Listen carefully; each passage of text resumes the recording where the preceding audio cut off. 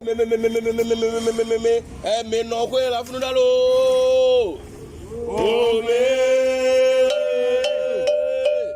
No. To. Asui. Me la funu da. Me la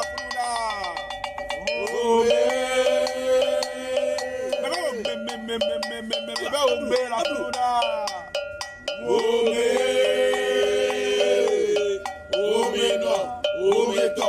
Asui. On va faire les voix, dans les voix.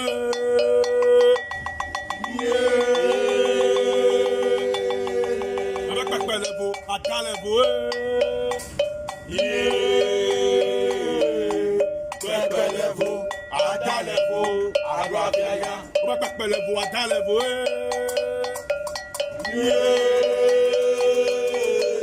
On va faire les voix, dans les voix. Level, I got level, Mekade malelo, Adela mekade male pasilo yo. Mekade malelo, Adela mekade male pasilo yo. Mekade malelo, Adela mekade male pasilo yo. Mekade malelo, Mekade malelo,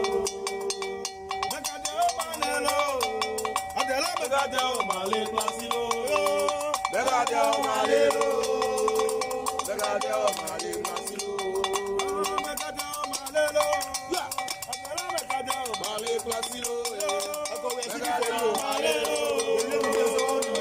Mekade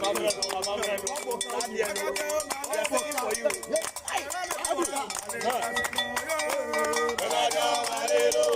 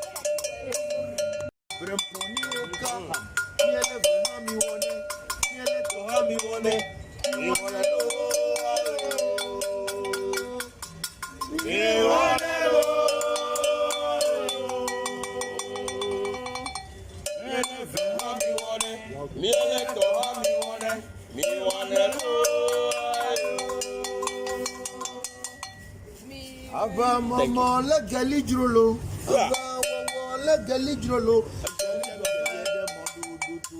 Awi now,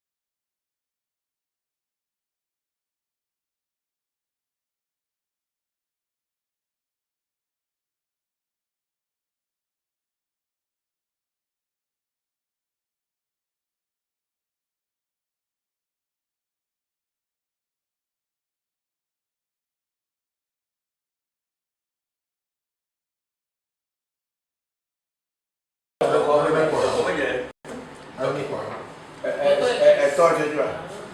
Wọ́n tó kà pé. Ló fà fún àwọn ìgbà wọn. Ẹ bẹ́ẹ̀ bọ̀kọ́ ìjọ. Bọ̀kọ́ ìjọ. Bọ̀kọ́ ìjọ. Ẹsẹ̀ fún wa. Ilé ẹ̀rọ bọ̀kọ́ yọ. Ìkànnọ́ gẹ̀ẹ́ni. Lọ́nà àtọ̀. Ó yìí bàtú bàbá bó.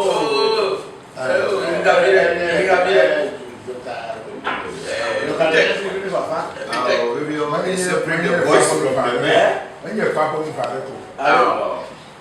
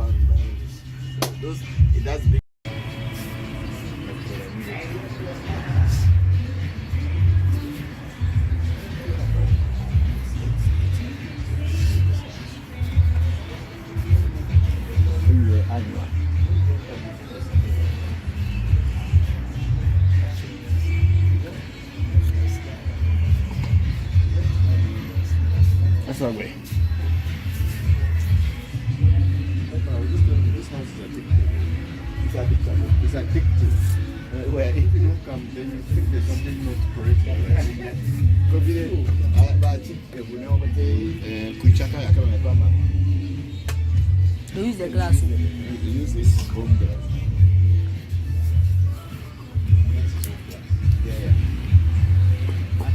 That is chicken. What this one? Pour this one. This one you don't give one drink. It's always a mixture. No gin and local. Gin and local. That's how it eats its food. No, since we were looking, they killed 2 people who came and made a pledge here, and they didn't work for them, and they were caught.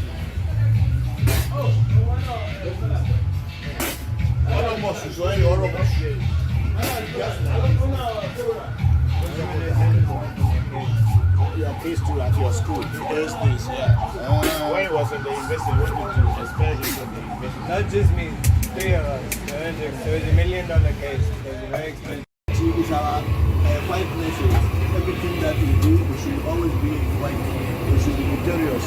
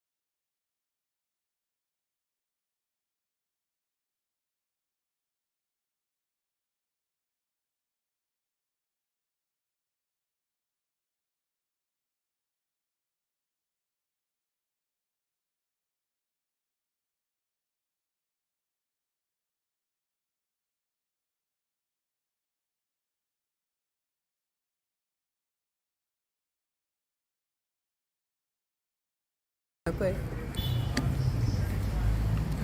Ago, you manga so is a manga keep coming. Send your time and your send 9 women set to my woman, maybe you stand up. I'm an old maybe I'm doctor, I'll be a good doctor, I'll be a woman, I'll be a second police. I should have for us, for us, you got your brasses and brasses and brasses and brasses and brasses and brasses and brasses and put up with that drink away from the who will vest on, so coming up. Eh, my young man was a dear, and you so catch a castle, but you have remained a family and not giving up the one of your when you're in Bama for crying Bama, can have it. Over your kind, but you're kind, whatever kind, Jehovah kind, small kind, of a kind, never kind, before kind, and you're a double kind, never kind. But if I remember, I had no luck of another gift to Tabasso, I have no doubt of Mao, or Cap walk with me on Zango. I have been you ever your actor will jump at that job for Canada, money cheap for food and video. Who could quite all of a former job when you never try a more to and quite a bit of a living of the Thomas of the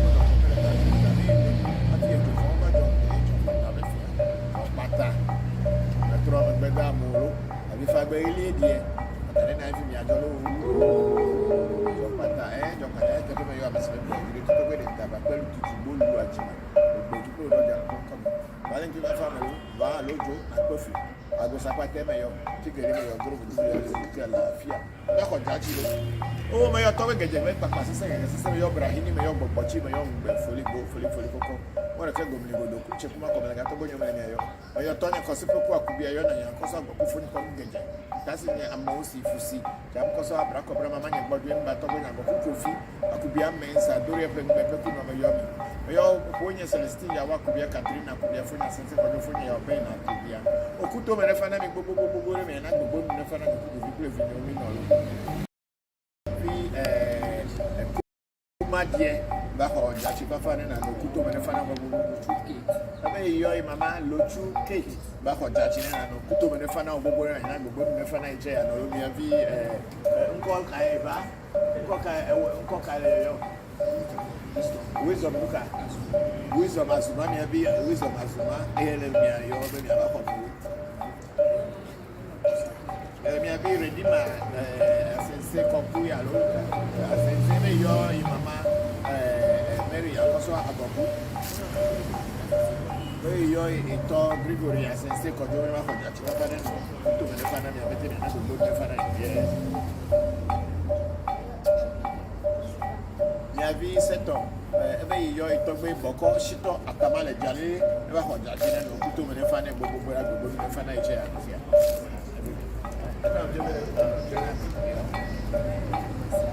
Yoy ma Vietnam TV mensa be yoy mama Mary akoswa aboku develop akojatina no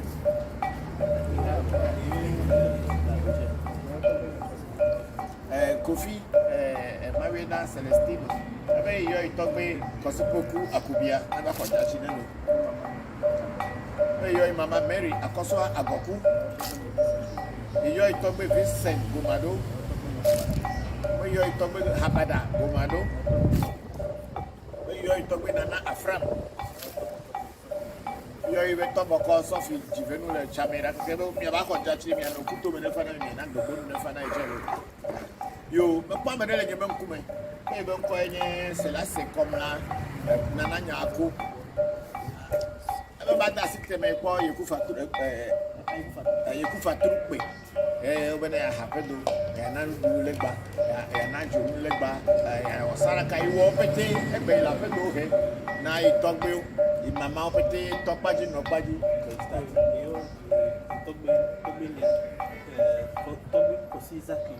I mean, I be the last say, Yanko, may you talk me, cause exactly.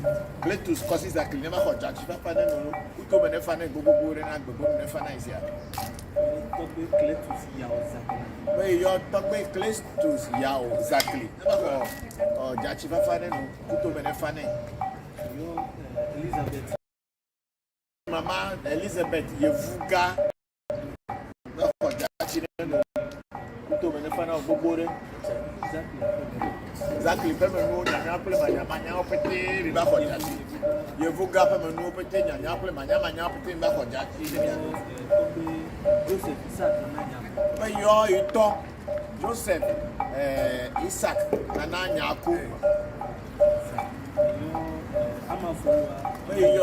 Joseph Isaac Nananya. But I want that you can to Menefana of Bobby and Nefana. Ever you are Ama Ofuri, I never got Jachi. Your son is Said Sinari. Your son is Said Sinari. You are me to tell about Jachi. May your Odame Yako, we back for Jachi and Miana, Kuto Menefana, Miana, go good Nefana, Joan Addison. May your Joan Addison, for Jachi and Kuto Jolly. Sarah Jolly too. The back of Jachi Pafani and Kuto Menefana. Yanya play Manya Peti back of Jachi and the Kuto Menefana and I'm going to Nefana, Selassie Yaku, Nana Yaku, Godolo. The Jachi, I may know nobody knew it. If I'm not told, I don't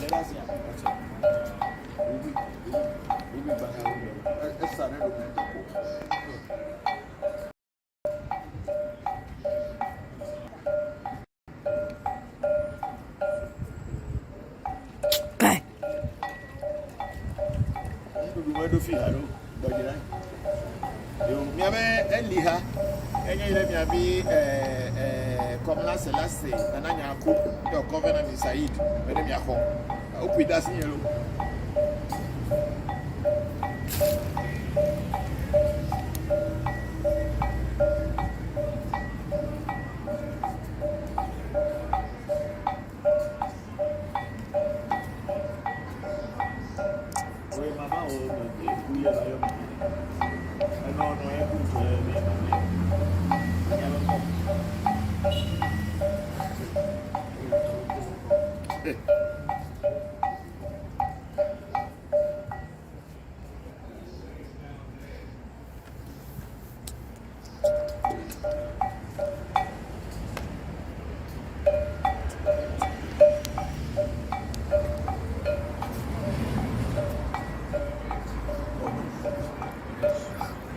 beli high low.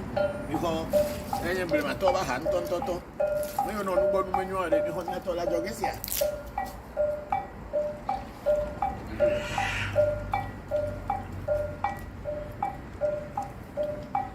You be bear, I think you have, and there ha. And they can't and look over from the quacker. Maybe come last Said Nanana or Covenant.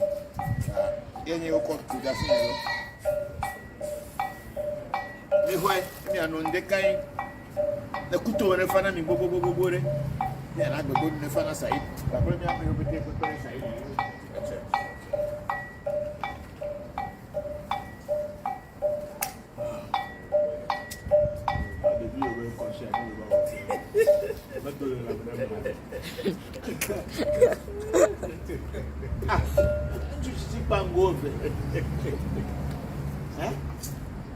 That's all let me say. I put my view in the school. That joke cost you a little bit.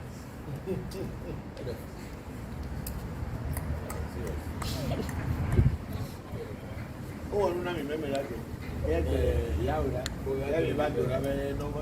no casting.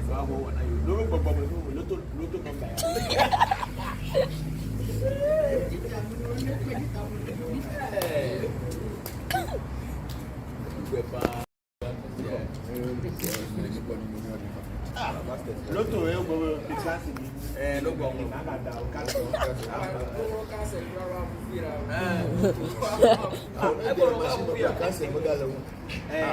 É como ele.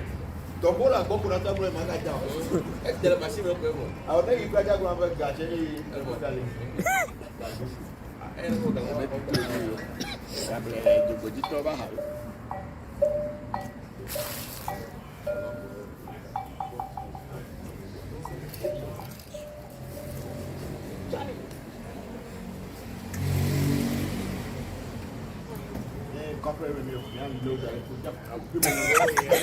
To F.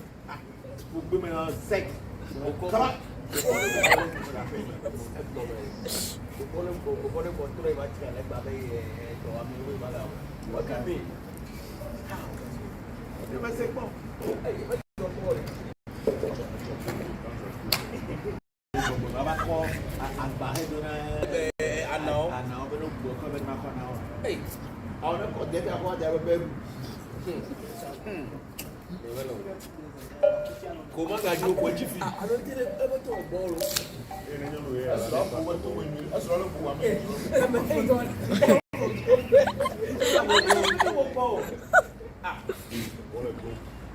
Vovô is going to lá. É quando me é doido, né, bem? Eu catam, eu venho catam, bem, não há de dinheiro, né?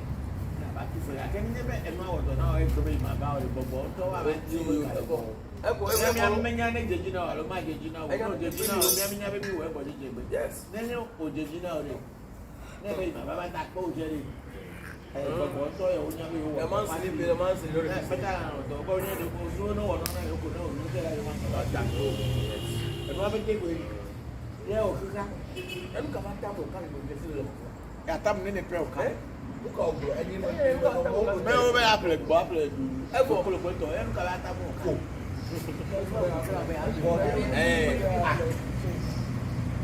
Aí eu vou lá para o seu apple. Esse é o fone. É brutal, isso não tem que ganhar de cabelo, tem que ganhar.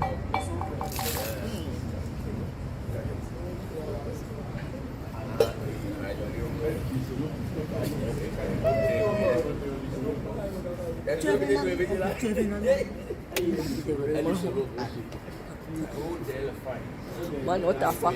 What the fuck? I swear.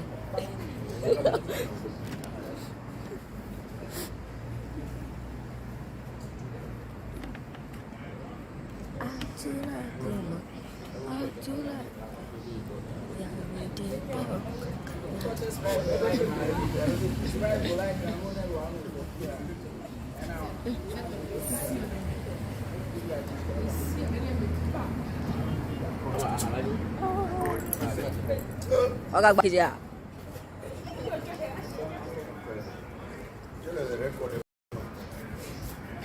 stay one.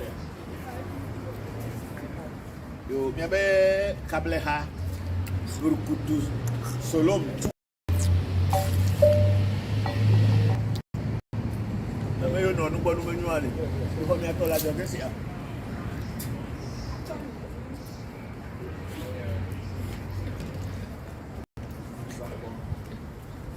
Mitro aha ntoto akokure no aniko dia. Ah, they no white government.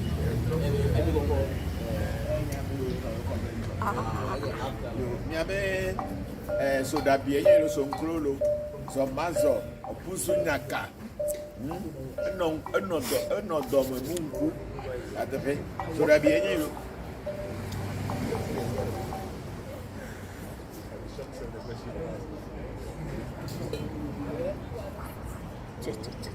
e ba fo be yilo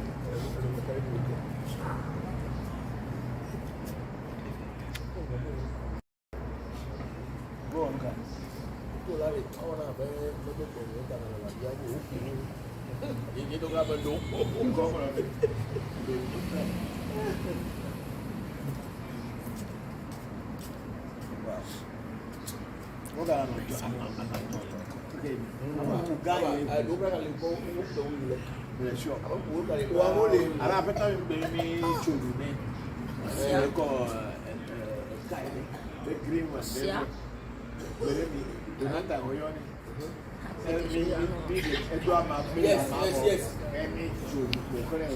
Spread.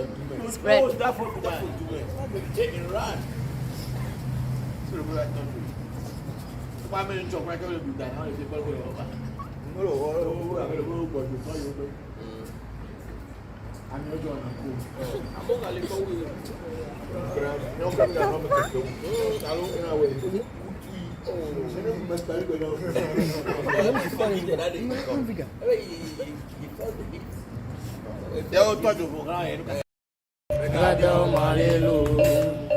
Cadê o Marilu? Cadê o Marilu? Cadê o Marilu? Adelante, cadê o Marilu? Cadê o Marilu? Cadê o Marilu? Cadê o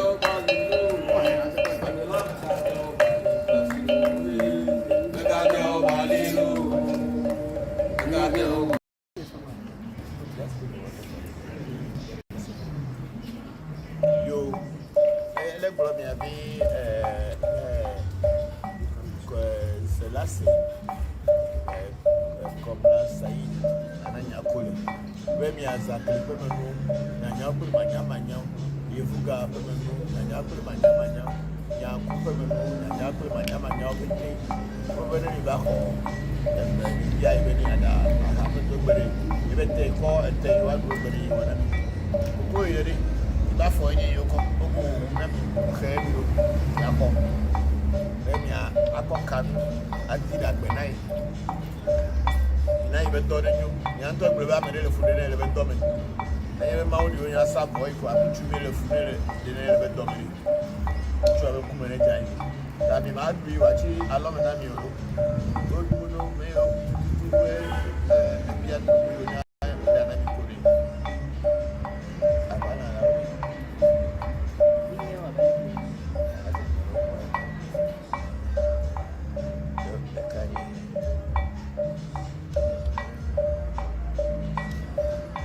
Babani, don't go to a year. I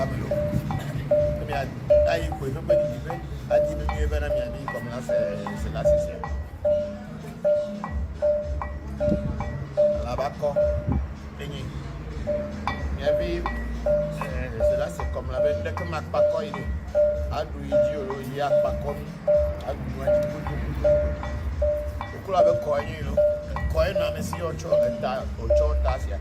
And I will consent. Then I show you the Tania. I will do that. Coin, you know. They talk with me, and Google me, you can't do it. And I believe in this. And to the river for the 47. Yeah, what do I put? And love it, you know. Good to say, okay, I will.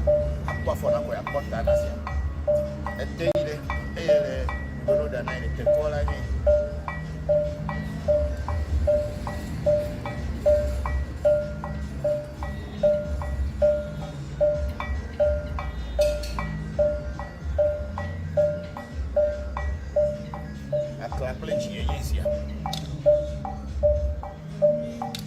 me wa duro te ko me bia e you da na sia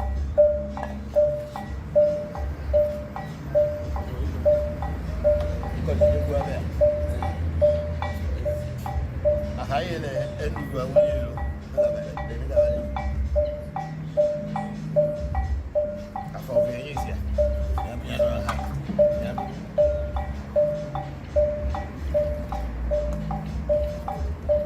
tiele go ni mi kochi mi anu go sa ne dalo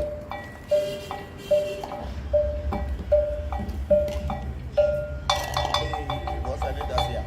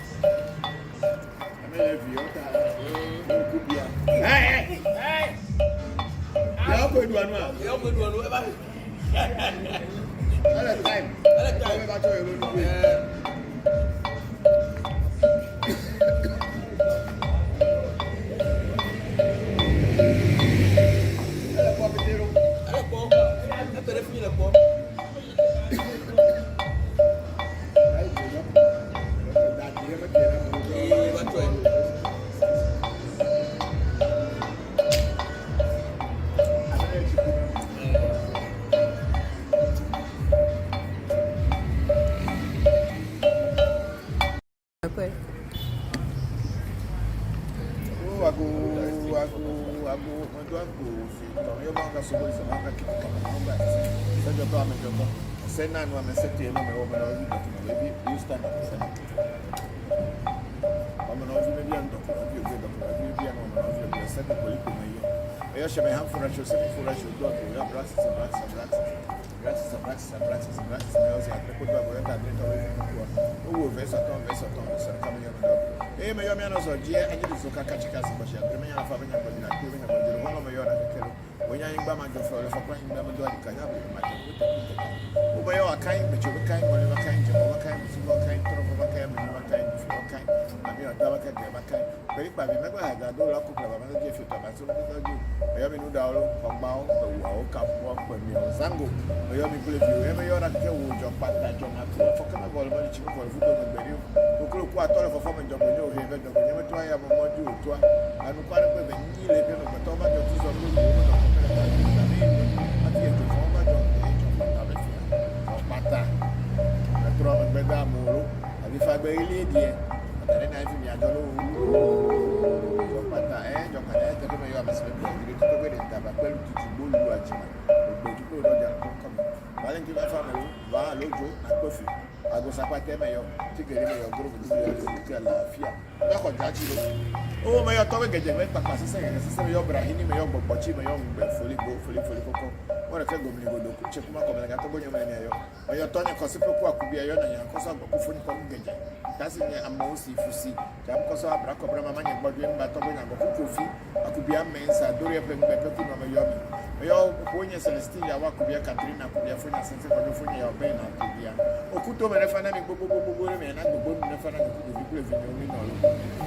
bí ẹ̀kúmádìẹ bá họ jìjì bá fana náà òkú tó mẹ́rẹ́ fana gbogbo abe yo mama lochu cake ba ko jaji na no kuto me fa na gbogbo na na gbogbo me fa na je ya no mi avi nko kai ba nko kai yo wisdom luka wisdom azuma mi avi wisdom azuma ele mi yo be mi ba ko mi avi redima asense konku ya lo asense me yo mama Mary akoso agobu yo ito Gregory asense ko do wa ko jati baba den to me fa na mi abete na so do fa na ye ya vi seto ebe yo ito gbe Bokor shito atamale jale e wa ko jati na no to me fa na gbogbo ra gbe fa na ije ya sia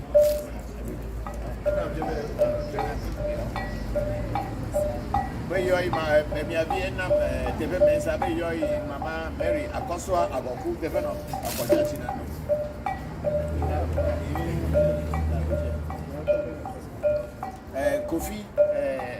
Mother Celestino. I mean, you talk me Kosopoku Akubia, never for that. You Mama Mary Akosoa Agoku. You talk me Vincent Gumado. You talk me Habada Gumado. You talk me Nana Afram.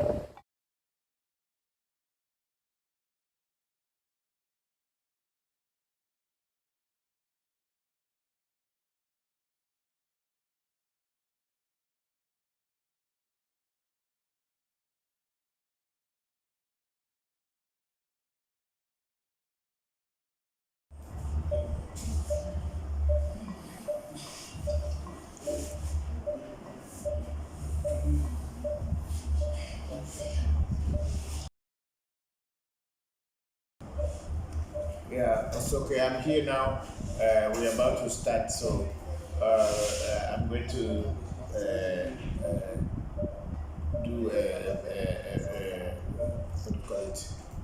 Libation, pour libation, and after that we are on.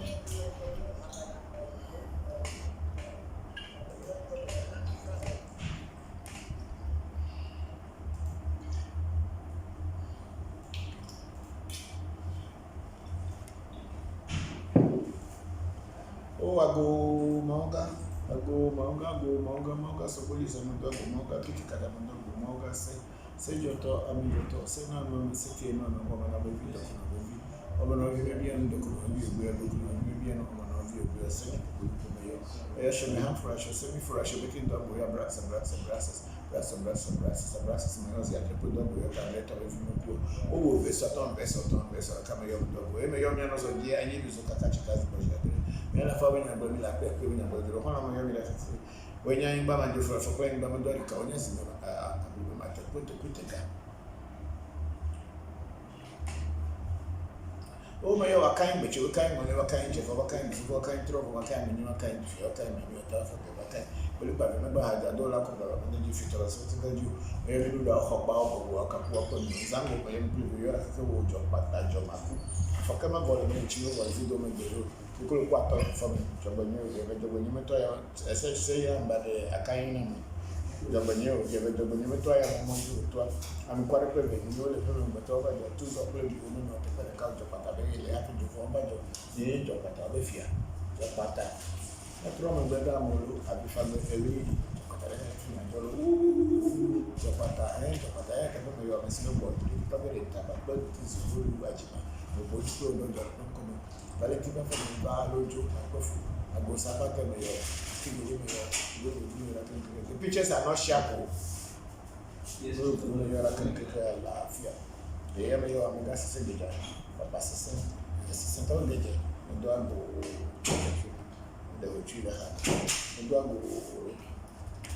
You are Brahim, you are watching the young before you go for the come or a cable, which is not a put in a family. My time was spoke up the air and I was put a pen on my own. My phone come to get us in a most if that was a rock of a money, but you know, the way you have to be a mess, I do get the Pepino. Oh, Mamma, my dog, and you put to the family who will be a good information. A Yamayo, when you Celestina, what could be a Katrina, could be a phone and second from your bed and could be a could to my family who would. Yes, no, one was chatting up with the Sicily, Clinica, the Mesa, Diana, Kutu and a fan and the Yamayo will to give a continent to give me a clinic as a picture. But as a prize of your office, Kutu and a fan outside. The Yamayo Bokor, the Fisos of Kutu and a fan. Mayo Bokor Fachawa, Kutu and a fan, who would have been a fan. I will have a Jimmy, I could have been a Messi, Email, no, Papa, and me have a guy who told me a family. Yo, and the way I need to the guitar, a bono, and how could you fan out who would look? Email, Toby Abraham Jivel, the Channel Tobacco, who told me a fan out. Email, Toby Fiato, Simon Cabile, I'm making a see about me. To the family. Oh, my tell me, you Brahim, you be able to that cities, the city, we won't give me that to them. blog and notation. Masa kuna mtoto atabu bobu mtoto machita mtoto. Yanda ha. Kutu kuna beda. Ila le mtubu. Meyo abochi shakra kama chwa ba ya dogo kutu kulido ko.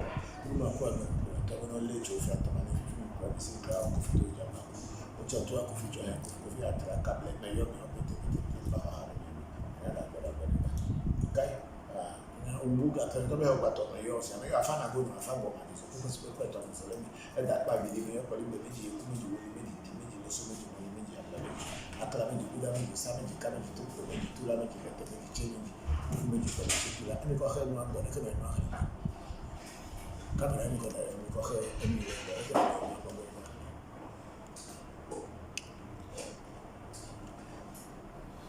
challenge fumeji pale chetu la club ni kwa tawali kwa tawali ndio kwa yeye sisi baba ni hada gereka ni yako ni foka kwa gogoro to ni yami apete da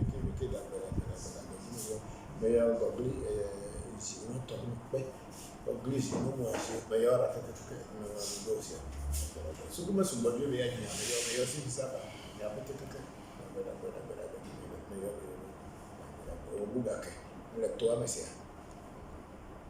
is that how you're going to fix it? Or are you going to be a full screen? I just want to know.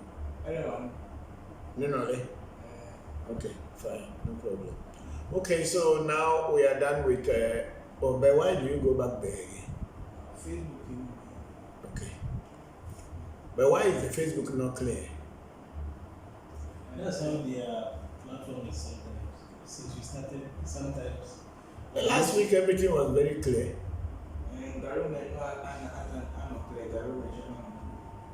Is it not your settings? I don't think so. Because YouTube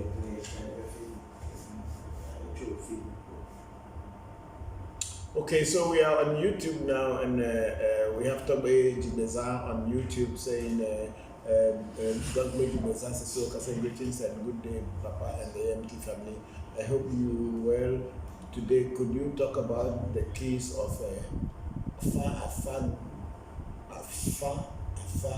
or the spirits that are keys with Fa? Tobe Jibeza say that those who got Afa already will know what is key and what is not key. It is not what I want to do. If you get Fa, your teacher and your people should be able to tell you what are the keys, because I believe very strongly, apart from all the 16 or 17, because the Avians have 17 Afadu or Odu, and the Yorubas are having 16. And those are the major things. And if there's any key in Fa, then it is depending on your teacher, what he teaches you or what he taught you. And so it is not like I'm coming to say these are the keys in Fa. Everybody who has gotten Fa knows that there is the Polyga Badu as the height of Afa. And in Tisafa, they don't talk very much about Polyga Badu. But in Anagofa, people talk about Polyga Badu. But then there are so many things that are in Fa, and I cannot be able to tell all the way, because I myself, I am not that old in Fa. I am only 15 to 16 years old in Fa. So I don't know everything about Afa or Fa. So I think the people who give you initiation should be able to tell you more about that. Because there are so many things my teacher didn't tell me. And the way when I was initiated, the way they presented it to us, as if Fa was that very easy. Once you get initiated, you start to know things. That's how they present it to me, or they presented it to me, so that I can be attracted to it. But when I got into it, I realized that I got it, but I didn't know anything. And each time they come, so we'll just come and do something, and everything will become clear to you. I'll pay money, they came, nothing was clear. It was just the same, and I have to struggle to move from one teacher to another, from one Bokor to another Bokor, so that I can learn more. And I'm still learning. But so far, so good. I have learned a lot from different teachers who have been in Fa for a very long time. Yes, it is true that somebody may not be in far for as long as I have been in it for about 15 to 16 years now. But then they may know far. But it is an individual thing. But here at African Magic Temple, because of the experiences and the experiences and the situations that I had passed through in this thing, we try as much as possible to teach Rafa, break it down to a very good level, a very basic understanding level, so that the student, when they are initiated from our shrine, it may not take long before they will be able to gather more information, because I have gone through a lot of things before gathering the information. From one Bokor to another Bokor. Some Bokors are open to teach, some Bokors are not open to teach. Because AFA is a very special and it's an exclusive club of spiritual people. And people are not very open to teach about it unless you become an insider. And even when you are an insider, it is not that easy for some of the priests to release secrets to you, because that's how they make their money. It is the secrets that they have, that is what makes them, when they do fossa or rituals, then the rituals are successful. There are some priests, they will do ritual and you don't see any success in it. So for this reason, because they have actually kept these secrets to themselves. So I cannot go on here saying everything. When people get initiated into our shrine, we will lead them to know everything. Thank you very much, everybody. I think my voice is very low today, but I think as we go on, my voice will get better. So if the voice is a little bit too low, please just bear with me. As time goes on, my voice will become better. Anyway, that is for Toby Jibeza Sasoka. And then I have a cast study. Greetings, Bokor, and all the AMT family. Papa, please, can you talk a bit about the significance of using palm oil in spirituality? Thank you. So Casper Teddy wanted to know the significance in using palm oil in rituals. The palm oil is mainly used in Afa or Fa rituals, and it is mostly used for Baba Elegba or Legba, as we call it in Ewe. It is mainly used when you are going to feed Legba, and also you are going to feed the witches. That is when palm oil becomes necessary. There are certain Bokors, myself included, that do not eat red palm oil at all, because the red palm oil is supposed to be representing blood, as in animal and also maybe human blood in the past. So when people do not want to spill blood, and I think that's when the red oil represents that part of blood. And then also, okay, I will explain that aspect of when I say human blood. When I say human blood, in the past, long time ago, I think people were still using human beings to do sacrifices. And there's a portion in Afa whereby they say, Afa said that from today onwards, Afa will never eat human being again. So that's why I said human blood. So when you kill animal for your voodoo, most of the time in voodoo, nobody uses oil or palm oil or whatsoever. If we will use any oil, then it will be perfume oils. But in Afa, especially for Apeli, Seregaji, Aflagati, Legba, they always take palm oil. And the palm oil represents blood, in the sense that when you can, it is believed that witches like blood, and if you cannot get them blood, you get them palm oil or red palm oil, then they accept and they leave you alone. So that's the reason because I try as much as possible to get away from witches myself.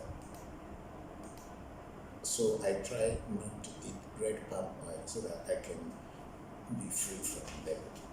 I think last year, from December to the end of 31st December, when we started our rituals, I personally had fed the witches 3 times and also had fed the ancestors 3 times. Why that? The first one I did before the ritual started,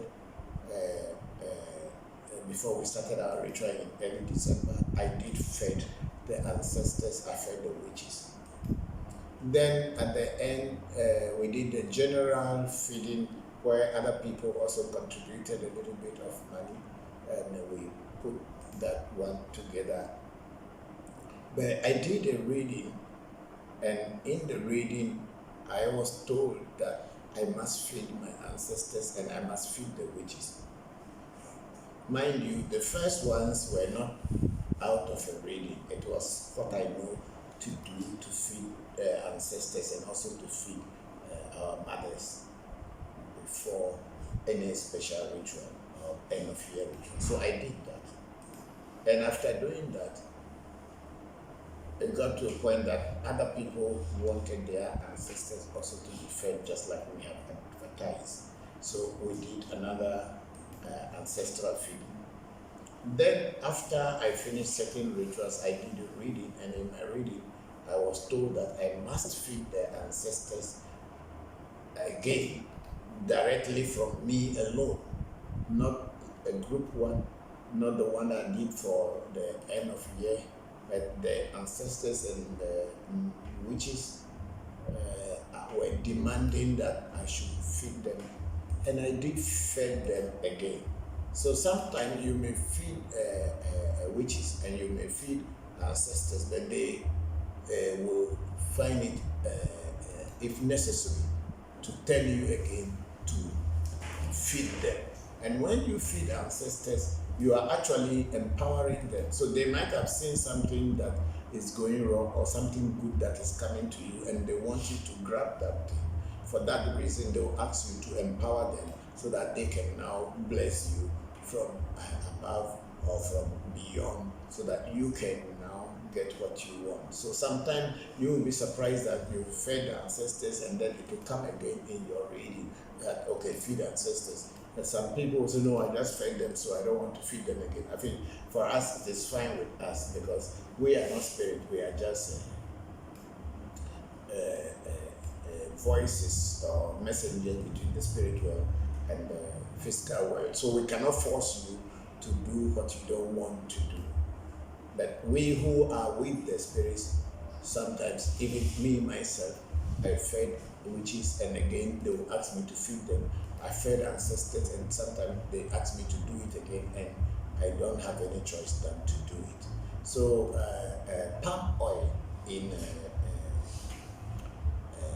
the significance of palm oil is to feed the afar and also to feed some aheli and leba and other things.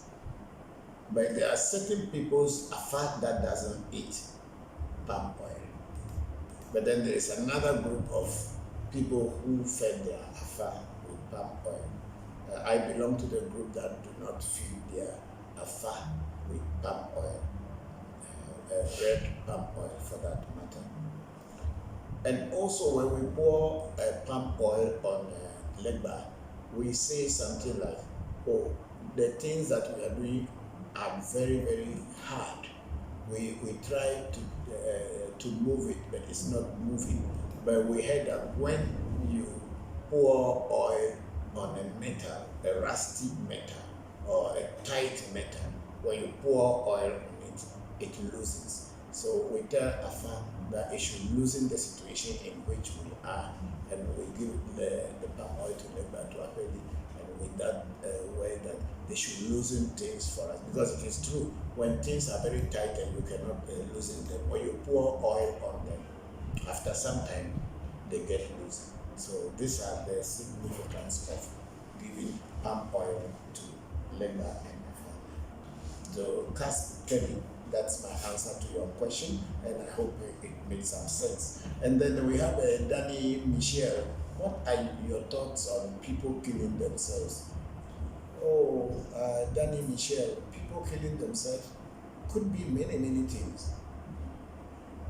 Some people kill themselves out of desperation. Some people kill themselves because they are frustrated with the situation in which they are. Some people kill themselves because they find that this world, everything is not working well and they have no power to change it. They kill themselves. Some people kill themselves because some other spiritual people put pressure on them to destroy themselves, which they do. Neyo Anita, I don't reduce the music me never live section. Yeah, music is loud, too loud. So Danny, Michelle, so people kill themselves for different reasons. And I cannot be here and say this is the reason or that's the reason, but I'm just giving some examples of the reasons why people do kill themselves. And somebody may kill themselves for no reason, and I cannot tell why. But what I always advise is that if you kill yourself, maybe you are frustrated, you are tired with life, or a situation in life approaches you, and you cannot overcome that, confronts you, and you cannot overcome that situation, and you take the leeway out by destroying yourself and killing yourself. I don't know. But then people have many reasons. But when you die, do you know where you are going? Do you know whether you will be accepted if you've killed yourself? For this reason, it is advisable to really make more research on when you kill yourself before going into the spiritual realm. What will be your portion, or what kind of place will you go to? So it is good to make research, and I will advise that no matter how challenges of life confront you, you should seek the help of spirits, afar, and other divination tools or spirits, so that you can be able to know how to face life and get over it. Thank you very much, Daniel. Thank you. Okay, now let's go to Facebook now. Are you sure that you people you set this thing well before the whole thing is blur like this? It looks so blur. Change your settings because it look too blurry. Okay, then we have a last. So I can't talk now. Please continue. Okay, we have Al-Hassan Haruna in Canada saying greetings, family. Hello, Al-Hassan, how are you? Thank you very much for joining us. And then we have Lillian Gladstone. He said, hello, Papa. Hello, Lillian. How are you? Thank you very much for joining us this afternoon. Hope everything is well with you. I'm very grateful. Then Lillian again saying, greetings, people. Happy to be here. Thank you very much. We are also happy that you are here, Lillian. And then we have our big sister, Oluchi Osuoke. It's a great day, Papa, with peace and love. And to the family, thank you very much, big sister Oluchi. We are very grateful that you joined us. Then we have Joanna Makichi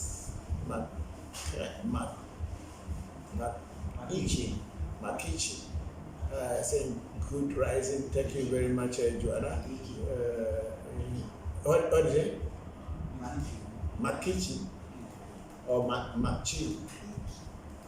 Makichi. Okay, Makichi. Okay, Joanna, I think you have to tell us the pronunciation. We are African. We cannot pronounce something like this very well. Please tell us the proper. If we are pronouncing it well, let us know. Yeah. much. Thank you very much for joining. And then we have Amevo Benjamin saying, this kind of name I can pronounce because it's my language. Amevo, and I understand the meaning of the name too. Amevo Benjamin. Hi, hello Amevo Benjamin. Thank you very much for joining. And then we have Olufemi George. Ashe, greetings, Papa. May the blessing be always. Thank you very much, Olufemi. I'm very grateful for you joining us this afternoon. We have Vivian Baka saying greetings, Papa. Hello, Vivian. Greetings to you too. How are you doing? Hope everything is working out well for you. We are very grateful for you joining us this afternoon. Then we have Dane East Plaque. Dane East Plaque is showing us love. Thank you very much, Dane. We are very grateful that you joined. And then we have Oluchi Osuokege. He say thank you. He say thank you very much. And we have Agbolosu McAfee. Greetings, Tommy. Hello, McAfee. How are you? Thank you very much for joining. Harry Nash saying hi. Hello, Harry. How are you? Thank you very much for joining us. And then we have our big sister, Jane Tiffany Mamisawa Akofu in the US saying good afternoon, Papa. Hello, Jane. How are you? Thank you very much for joining. We have Prosper Jobede. Hello, Prosper. It's been a while. I haven't seen you for a while. Thank you very much for joining, Prosper Jobede. And good afternoon to you all from Ghana. And wherever you may be, good afternoon, good morning, and good evening to you. Thank you very much. Yes, and then people on the Clubhouse. Hello, everybody. How are you guys and ladies on Clubhouse?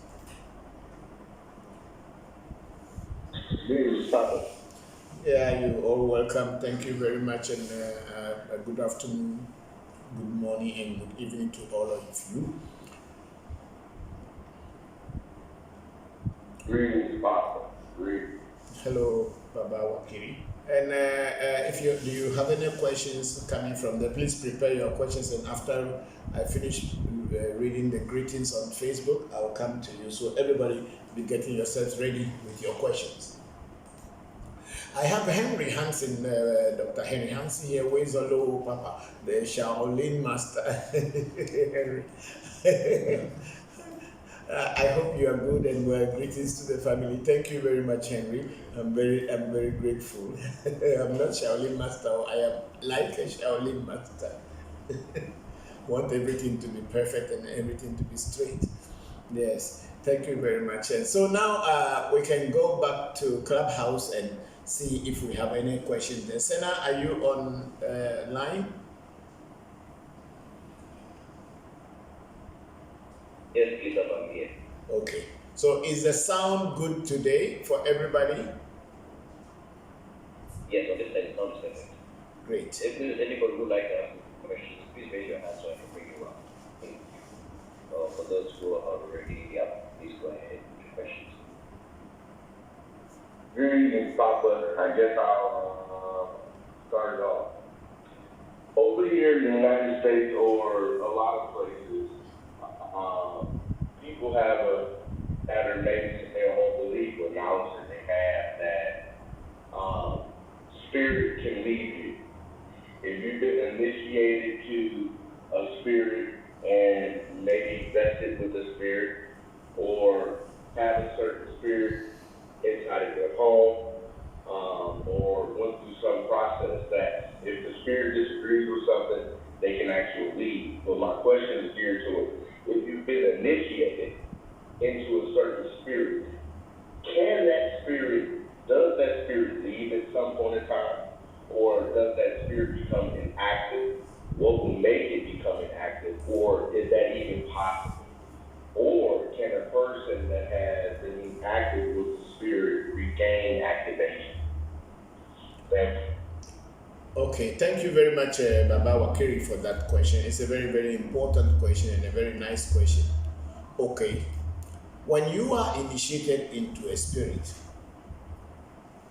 in the way that initiation takes place in Africa, especially in Vodou, they don't just say you are initiated just by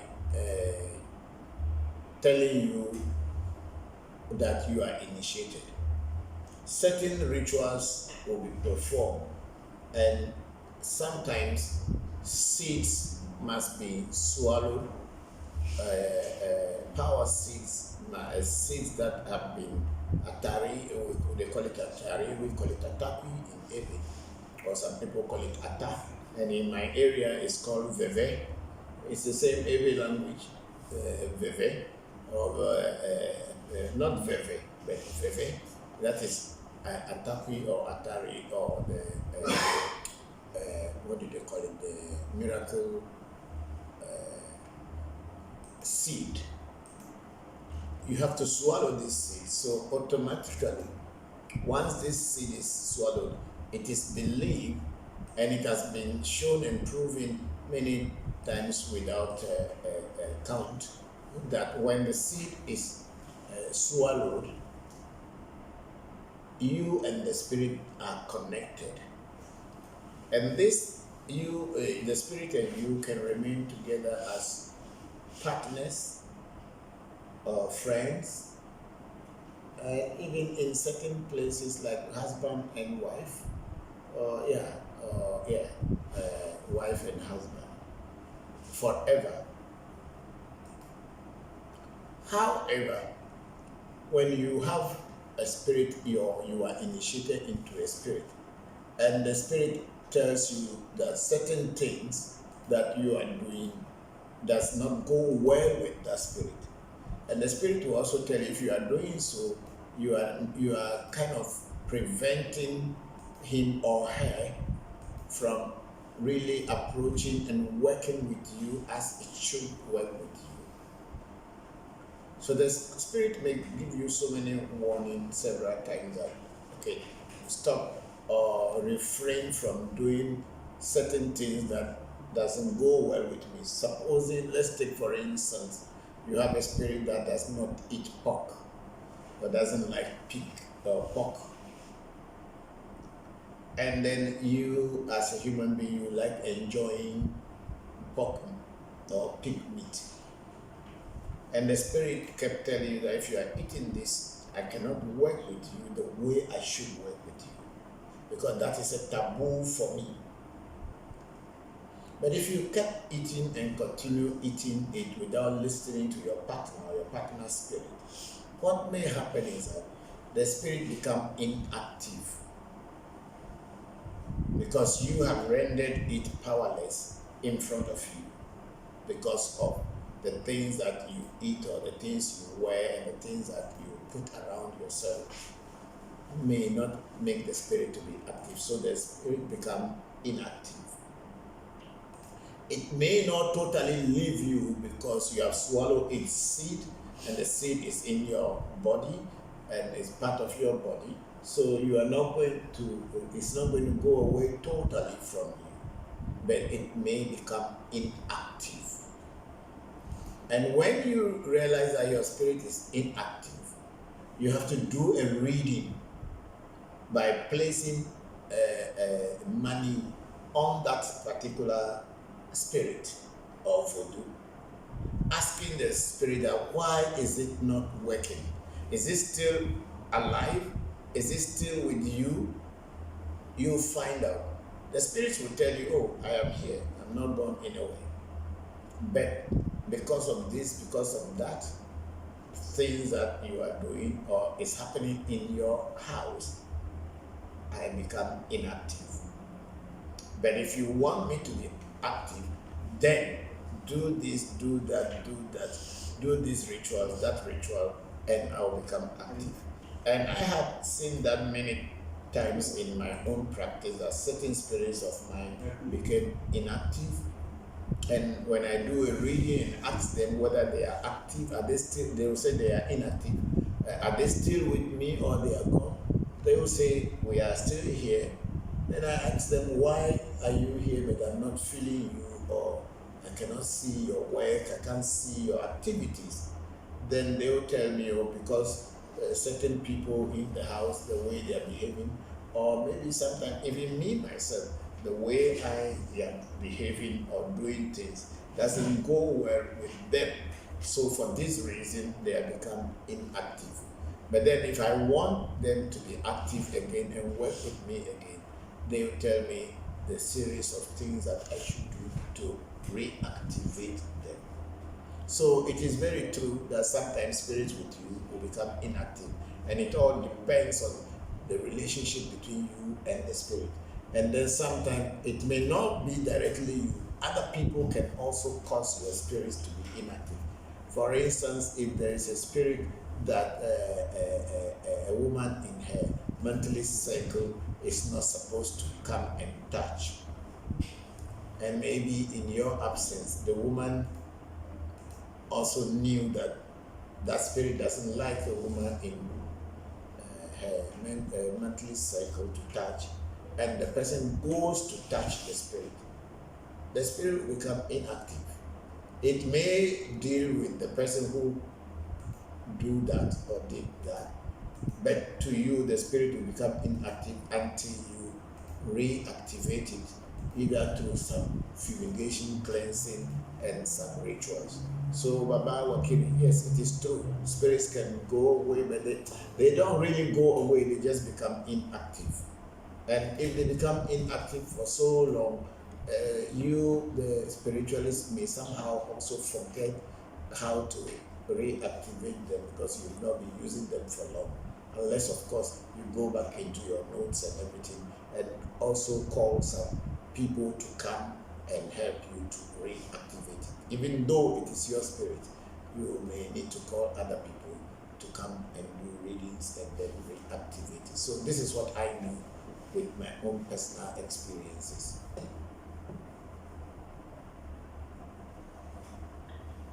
Thank you, Papa. That was very well put and answered, and it makes a lot of sense. Thank you. Thank you very much, Baba Wakili. I'm very grateful. Hello. Yes, Shamba. Shamba. Yes, how are you? I'm good, Papa. How are you?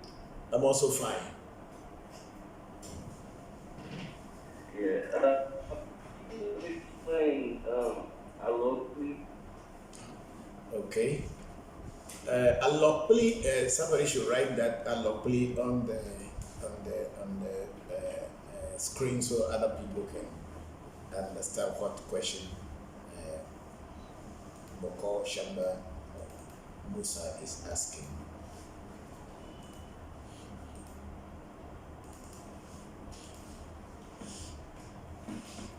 Is there anywhere you can write that? Okay. Okay, the word allocally is every word which is it's an energy. I don't know whether I'll call it spirit, but maybe you can call it spirit. It's a spirit that when two friends or two people, let's say two females or two males,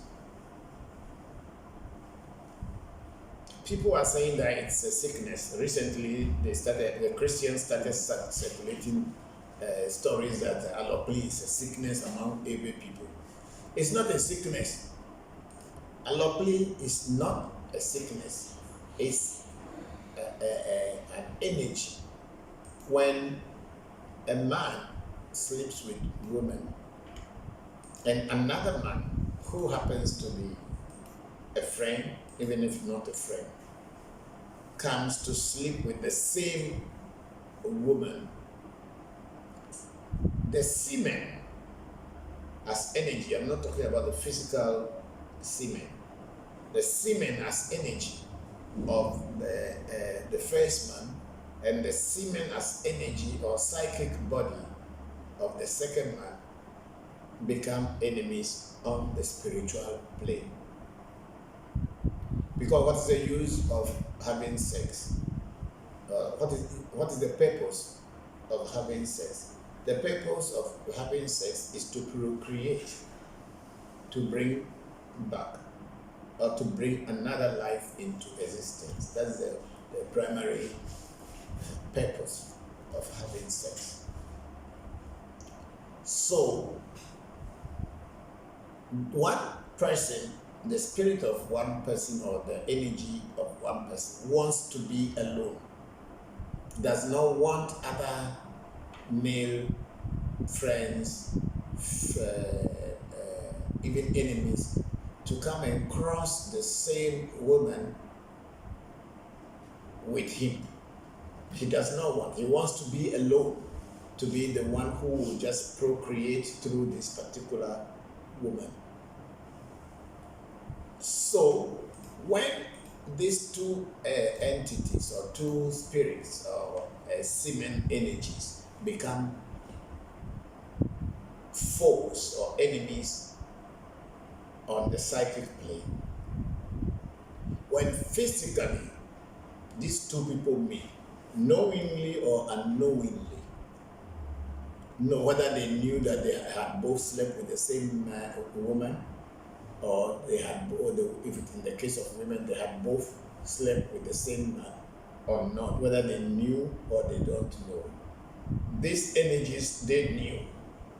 So when these two people, either men sleeping with the same woman or women sleeping with the same man, when they meet on the physical plane too, because their energies are enemies, certain things happen that develops and increases sickness. Suppose one party is sick and the other one knowingly or unknowingly visits the one that is sick. If we're not very careful, and if that one that is sick does not also protect itself with the allopathy medicines or spiritual keys that stop allopathy from destroying or happening on you, the one that is sick may die, or his sickness may increase. And what is one of the signs of allopathy is hiccup. So when the person is sick and the other person visits the one that is sick, will develop hiccup. And hiccup is a kind of a shortage of air in your breathing. And if you are not very careful, it can kill you. So that is what allopathy is in the Ebe culture. That's why when you have a young man growing up, you vaccinate them. There is a keys, there's a special herbs that are made into black powder. Some may be herbs directly. You prepare them and then you vaccinate your young men and young women, so that in case there was such or there is such a situation in their life, they may be able to overcome them. It is the same allopathy that the northness of Ghana, the northern part of Ghana, I don't know which particular tribe in north, they call it Ajim. They call it Ajim. And then the Aves also adopted that word, Ajim, and we call it in Ewe Ajimu. The word is a northern language. Ajim means two men met on the same woman, or two men's semen or sperm had met on the same woman's woman on the psychic plane, and they have developed enmity between one another. If you look at the chickens, it's a very typical example of what I'm teaching. When a male chicken, there are more than one male chicken in a place, and that male chicken is moving with a female chicken. You can notice that the chickens, they like the one that is very strong, and they always move with the animals in general. They always move with the strong male, the one that can beat the rest. And they want to associate because they want to give birth to children that can be strong and survive and be alive. So you see a male chicken moving with a female chicken or hen. That hen will allow that male chicken that is moving with her to cross her. But then there are other males who also wanted to cross. So what happened is that when the other male that is not the partner to the hen comes to cross, and the male chicken that is always moving together with the hen sees it, what does it do? It will run and go and fight it to leave the woman. Because that male chicken does not want any other male to be born. No other male's children should be born. It should be only him, so they become enemies.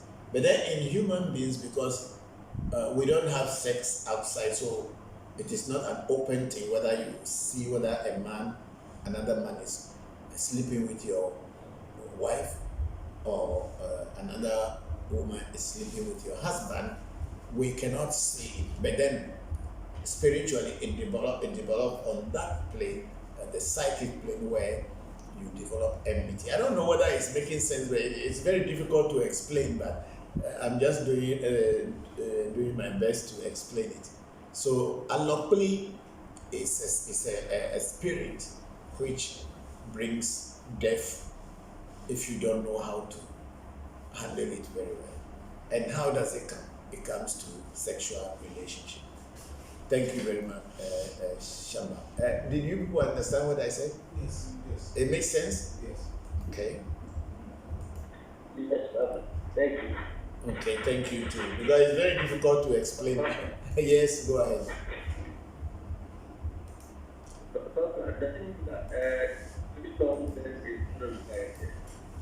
Please, your phone is not very clear to me. Can you bring your mouth closer and then stand in the pocket? I'm saying that doesn't mean that it's not a good thing. Two men having one woman at the same time, or two women having one man at the same time. Yes, it is not a very good thing. It is not a very good thing, but we do it. We all do it with knowingly and unknowingly, because sometimes you will not know whether your woman is sleeping with another man. Also, sometimes women will not know. But in our culture, we have a polygamy in our culture. So women, when more women are married to the same man, that allopoly is still there, but in our culture, it is regulated through certain things that the man may know or the community may do because of the allopoly knowledge. But then when one of the partners is dead, supposing two women are married to one man, and one of the women dies, immediately, whether they are Christians or they are traditionalists in every land, they will make sure the other woman, if they were living in the same house, will be kept in the room. She will not come out until the dead person is buried. And then when the dead person is buried, there are some rituals and prayers that will be done so that she could come out without having any problem. But if they don't know and they think that they are just Christians and Christians or any other religious people and feel that it doesn't mean anything, with the blood of Jesus will cover us. When you go to the funeral of your rival, we call it rival. I think America is a co-wife. We don't call them co-wife in our culture. We call it rival.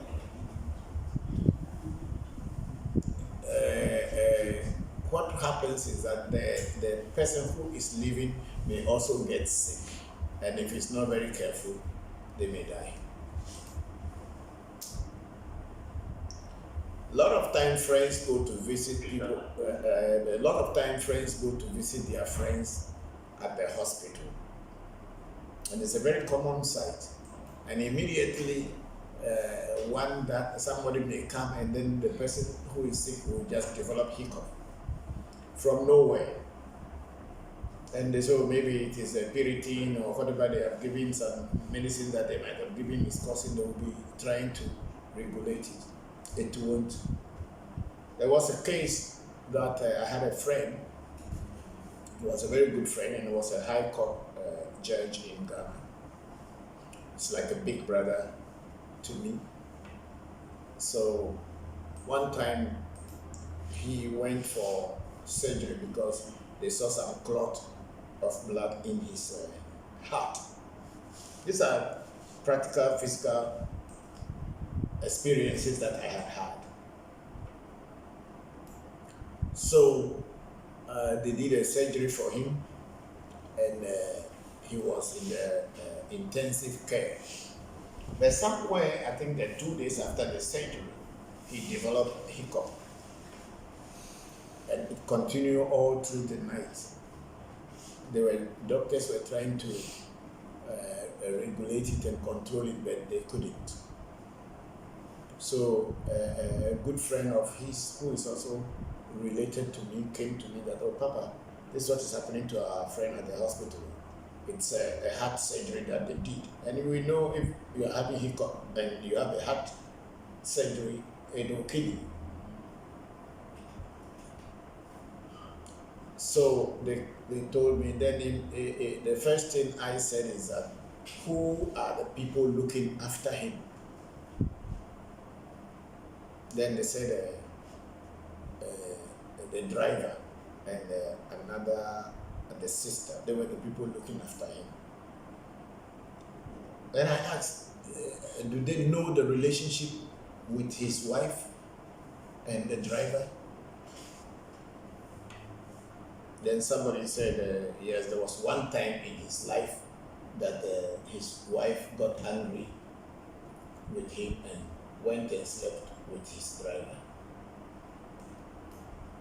So I said, oh, so why should they allow the driver to be attending to him while he was in his sick bed?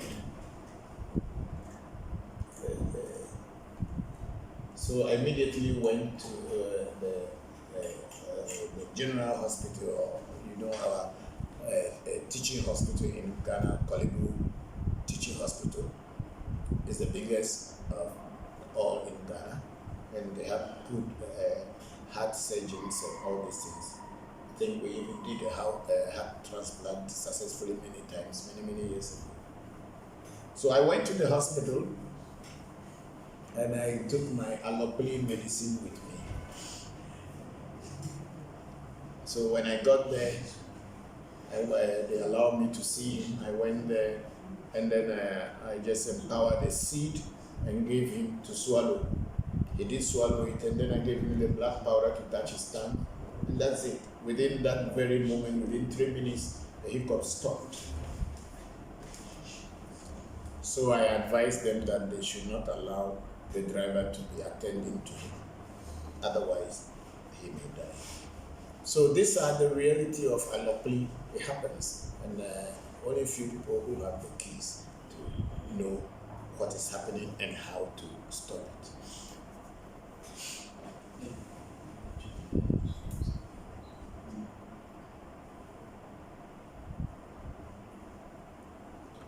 So that big brother call. So that was it for the allopathie team. Okay. Thank you so much. You're welcome. You're welcome.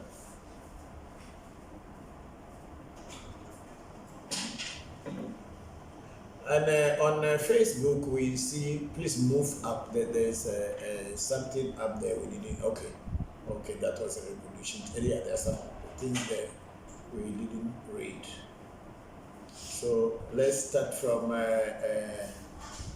Big Sister Oluchi, is it not? Okay, so the sound, say yes, Papa, the sound is okay. Thank you very much, Big Sister. And then we have Vampirico. Papa, I could not hear your Maniwata dream in the last video due to audio issues. Can you please explain it again? Okay, so thank you. And then that's a Vampirico saying that he couldn't hear my Maniwata story. Okay, what happened is that recently we were introduced to how to make a Mamiwata become a friend to you. We have been taught the herbs and everything. I hadn't set it up yet. But the night that we were taught on a Friday, and we were also told that the Mamiwatas, the days that they visit people are Fridays and Saturdays. So we were taught in the morning of, is it morning or Friday? Yeah, Friday afternoon. After Friday evening. We were taught on Friday evening. So I left the shrine and went to my residence. So when I slept at night, I realized that whether it was a vision or a dream or whatever, I saw this lady wearing all light blue color, looking more foreign than an African woman, came and sat beside my bed. She sat on my bed beside me, and I saw another 2 or 3 people. They are men. They stood on the other side of the window, and so I became a little bit scared, and I started repeating some mantra and some holy names and some besa in my dream or in my state. And the men that were standing on the wall, their faces changed into different faces. They were not maintaining the same face anymore. And then they disappeared. And then I was struggling, and finally I got out of bed. But before I got out, the lady also stood up, and then said, "Oh, they just visiting me." And then she also disappeared with the rest of the people. So that's what had happened to me. So when I woke up, I was saying, "Oh, so this thing is real, that you can have a Mamiwata as a friend." Because all along I had seen so many people telling lie about Mamiwata, so I don't really believe that anybody can introduce Mamiwata to you that will be real. That's the truth. Even though I have so many water element spirits that I deal with, I wasn't calling them Mamiwata. Even India incantation, there is a Mamiwata word in their incantation. But I don't regard them as Mamiwatas, and they work with me perfectly without showing anything about Mami or about my water or whatever, even though I know they are marine or water related spirits. I work with them perfectly for over 30 years, and I'm still working with them. But this one that was said to be Mamiwata, and was the herbs were taught to me and how to set it up properly, and then for people who may be disturbed by Mami, or if it is they are reading that it is Mami that is worrying them, and what things you can do to them to be able to know the Mami that is worrying them, and also become friends with the Mami that is trying to befriend them or associate with them. So I was taught the whole process, and I'm very, very, very happy to learn it. And then that was the experience that I had. Probably the Mamis or the thing I saw in my dream were only trying to tell me that that thing is. Why do you unpin it? Because me, a global. No, let the people may read it again. So that's how what experience I had, and I'm looking forward to have more experience and maybe have some more physical contacts with them if I am able to set up their table properly. So Vampirico, that is what I had, the experience that I had. Thank you very much for the question. Then move this thing up, the Kesa up and down. The Kesa should come down. Is that the last question there? Okay. So now we go to we go to YouTube, and we have our brother Mario Young. Good evening, Daddy, and the AMT family. Greetings from India. Thank you very much, Mario. How are you? And greetings to you and the family. We are very grateful that you joined us at this hour, because at your end it's very late now, but you made it a point to be joining us. We appreciate that. Thank you very much. Okay, anybody on YouTube, Clubhouse that has anything to ask, please?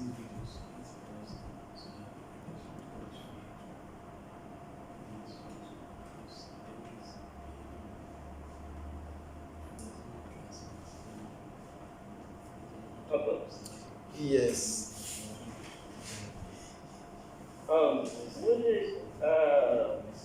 the meaning of Ejaga?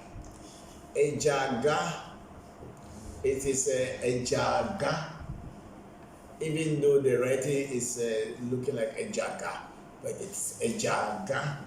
There are two things that means Eja in Ewe, or at least in my shrine. Eja means money,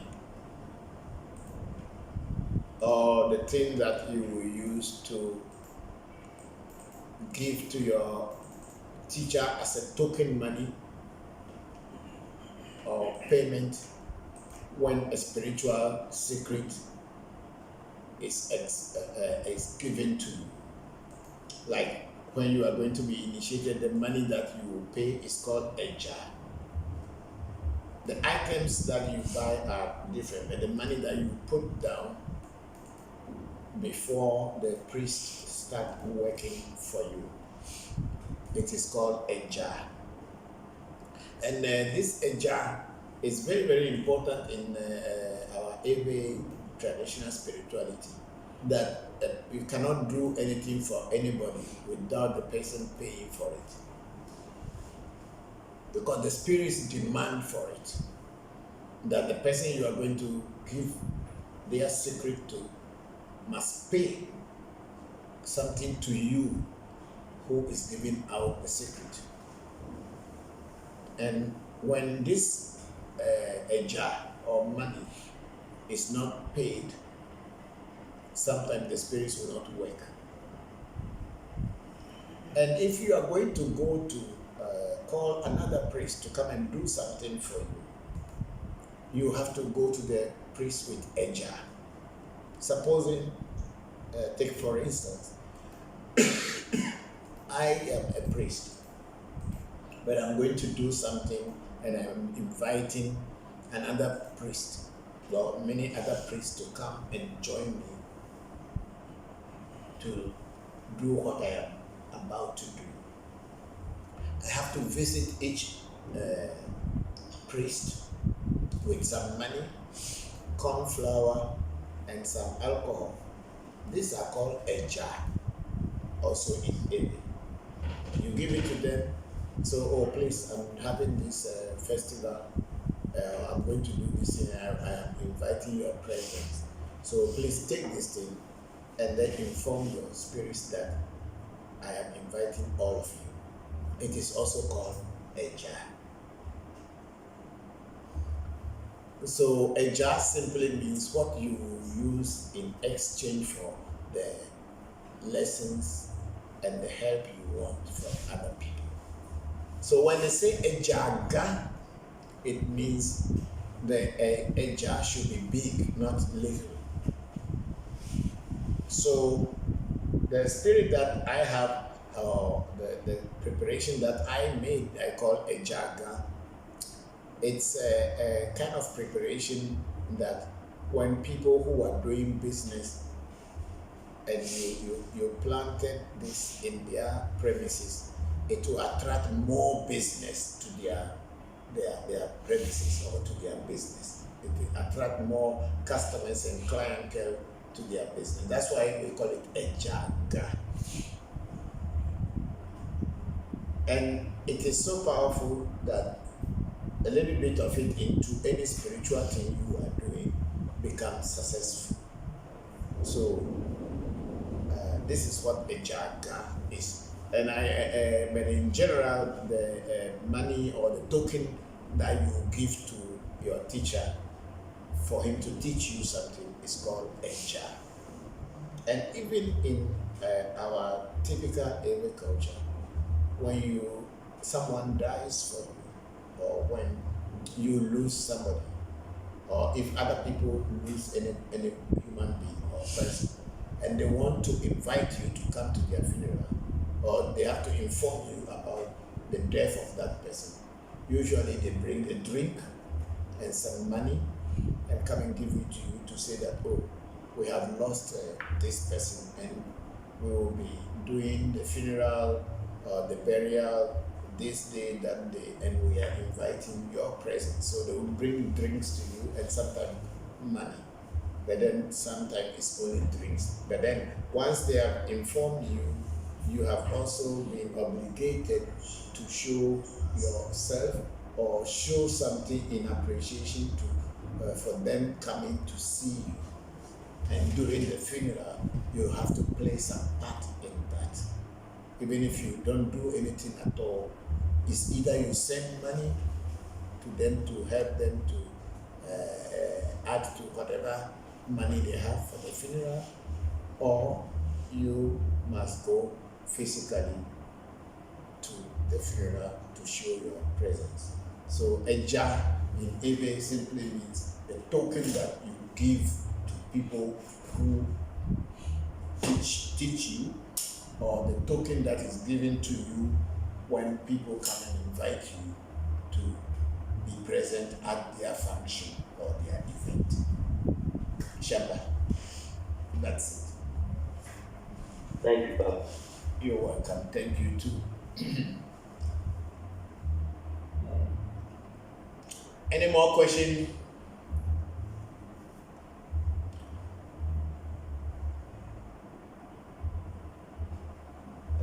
Tony,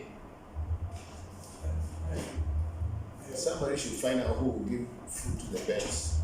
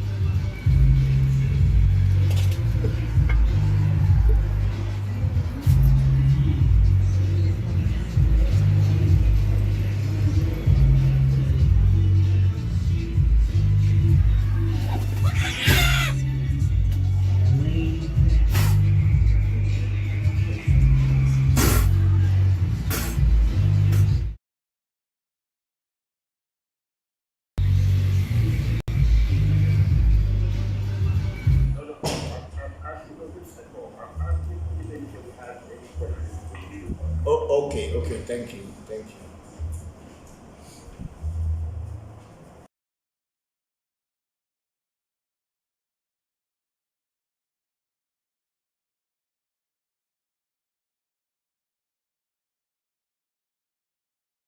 You may be Bokor, but you may not be able to know so much about Afa, so you may not be a Bokor that can actually do a reading or do rituals for people, unless of course you have to be trained as a priest Bokor. Then you can be able to do things and also do readings. So when you are initiated initially, you are just called Voncujovi, in the sense that you are just a new, V means small, so you are just a small Bokor. And then as time goes on and you continue learning more about Afa, you become a proper Bokor. And then when you start to teach and have students learn under you, they begin to call you Tobokor. A Tobokor means is my spiritual father, or yeah, To means father, and a Tobokor means spiritual father to people who get initiated into Fa by a particular priest who is initiated. That priest becomes Tobokor. But Bokor generally is anybody who is initiated into Afa. On the other hand, what do you call it? Baba, which means father, and then Awo, it has to do with spirits. So a person who is called Babalawo means a father of spirits, someone who knows how to communicate and handle spirits. And that's the name mostly given to people who practice Ifa, who are initiated into Ifa. And I believe very strongly it may not only relate to Ifa, but also people who are doing other traditional practices like Mary, the Logo, and all other spiritual practices, even though they may not be initiated into Afa. So long as they are working with spirits and have relationship with spirits and can be messenger of spirits and translate the work of spirits to human beings, they become Alawo. Alawo, which means the person who has power over spirits or who has communication abilities with spirits. So Baba simply means father in Yoruba. So Babalawo will be translated, literal translating as someone who is a father of spirits. But then of course we have Yorubas on the platform, and some people who also speak Yoruba. They may not be Yoruba, but they speak Yoruba, may be able to explain more. But from my little understanding of the Yoruba language is what I am using here. So Baba being father and Alawo, someone who is in charge of spirits. So Babalawo literally translates to someone who is in charge of spirits. But then in Ebe, Bokor will be called the person who is particularly initiated into Fa. Because if we are going to talk about just Alawo or the father of spirits, in Ebe we have what we call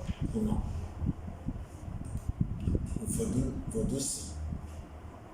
Someone who Voodoo is spirit also. So Vodusi means someone who is in charge of Vodus or in charge of spirits, and who also means spirit or God. So when they call you Huno, so you are someone who translates or has something to do with spirits and with God.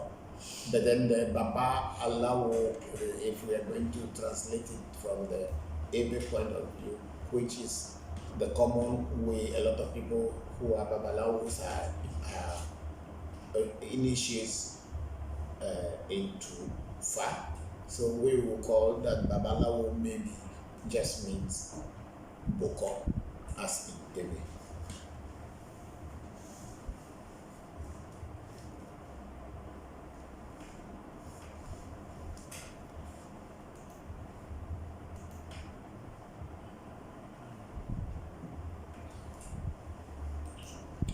Okay, any more questions from anybody, please?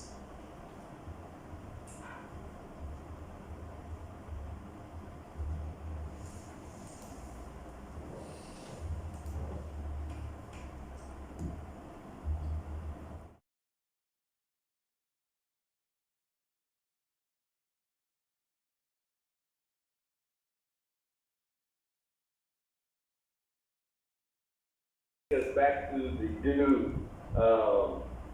I was up early one morning, and I don't know if this is something that I want to discuss, but I was doing my best to collect the dew. And dew is not always easy to collect. Is there a way that you can suggest, if you can, that the dew can be collected? Yes, Baba Wakiri, to collect dew is very difficult because it's not a direct water that you can fetch. But then in the olden days, before this climate problem came, in our villages, in the morning, it can be falling from the roof because it gathers on the thatch and on the roof, and it can flow down little by little. But these days, I don't think it's very common like when we were growing up. So the best way to collect a dew is to get a white cloth or cotton. Then you go into the where grasses in the morning, where the dew gather on the grasses, and use it to mop the leaves with the mop the dew from the herbs or the grasses, and then later you squeeze it into a bowl or into a cup or into a container. By doing it continuously for some time, if you wake up early, you should be able to get enough amount of dew that you can collect as in a container. Thanks, Papa. And you can also, if you mix it with other water, would it be like diluting it, or Definitely. will it be like using it for concentration? No, it will be definitely using it. It is a diluting because the dew on its own is concentrated. But if you add any other thing to it, whether water or oil or whatever, you have diluted it. So if you want to get the dew, and if it is a dew that you wanted to use, then you have to gather it in its concentrated form by using cotton, white cloth, handkerchief, whatever, to mop it from the leaves. Then you squeeze it, and then it is in concentrated form in that way. But once you added any water to it, then it is in a diluted form. But sometimes there are certain herbal baths that you prepare. They only ask you to just put some bit of drop of the dew into the big water that is in a container. So the dew, as in its concentrated form, when it enters that bucket or that container, will play its part as dew being added to the bath, even though it may be diluted because other things also will be added to it. So it will keep its place as the dew had been dropped into it. And that's it. It's just like you have a bucket of water and you drop an ink into it. Even though the whole bucket will not become an ink, but there will be the color of ink inside the bucket to show, or in the container to show that ink had been dropped into it.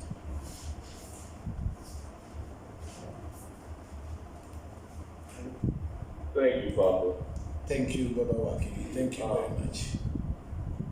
I have another question. Please go ahead. In relationship to birds and spiritual people, or birds and wet, what is the relationship that we have with birds, or that the woman has with birds, or that priest has with birds, and the significance between the working relationship with the spiritual human being and the physical spiritual bird? I'm not understand what you mean by verbs or birds. I'm not very clear with that. The things that fly. The bird that flies. Yes, the bird. Yes. Okay.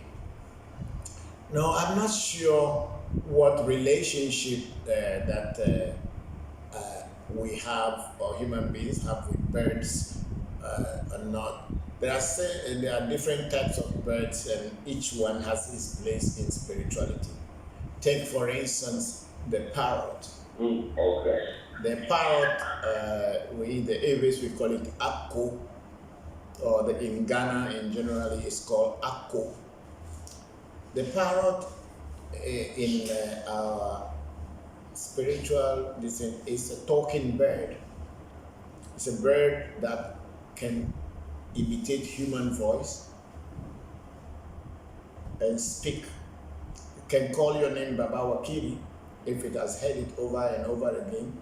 You may get into a house and there is nobody, but if you had been there before and your name had been mentioned several times, you may just hear the parrot mentioning your name, Baba Wakiri, and you may think that it was a human being who was calling you. That is with the parrot. So the parrot feather, the tail or the red feather of the parrot is a very significant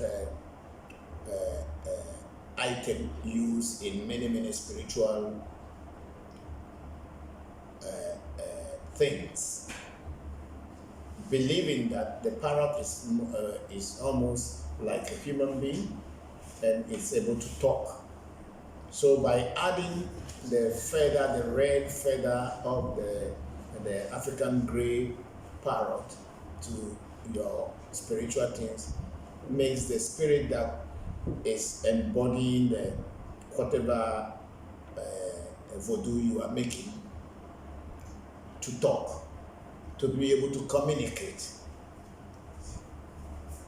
That is how the parrot is regarded in our Ewe culture. So it is used even in Fa. When you are initiated into Fa, they will now tie that parrot feather on your trikuti or the third eye place here on your head to show that now you have been initiated into the voodoo or spirit or a divine entity that can communicate with you. So you see people tying the parrot and also that parrot hair also represents fire in another way, so that when anybody can see it from far, when spirits can see it from far and know that there is something here. So in Ewe spirituality, the parrot plays a very significant role. Its feather, the red portion of the feather, the tail portion, which is red, has so many stories attached to it and how beautiful it is. There are other birds like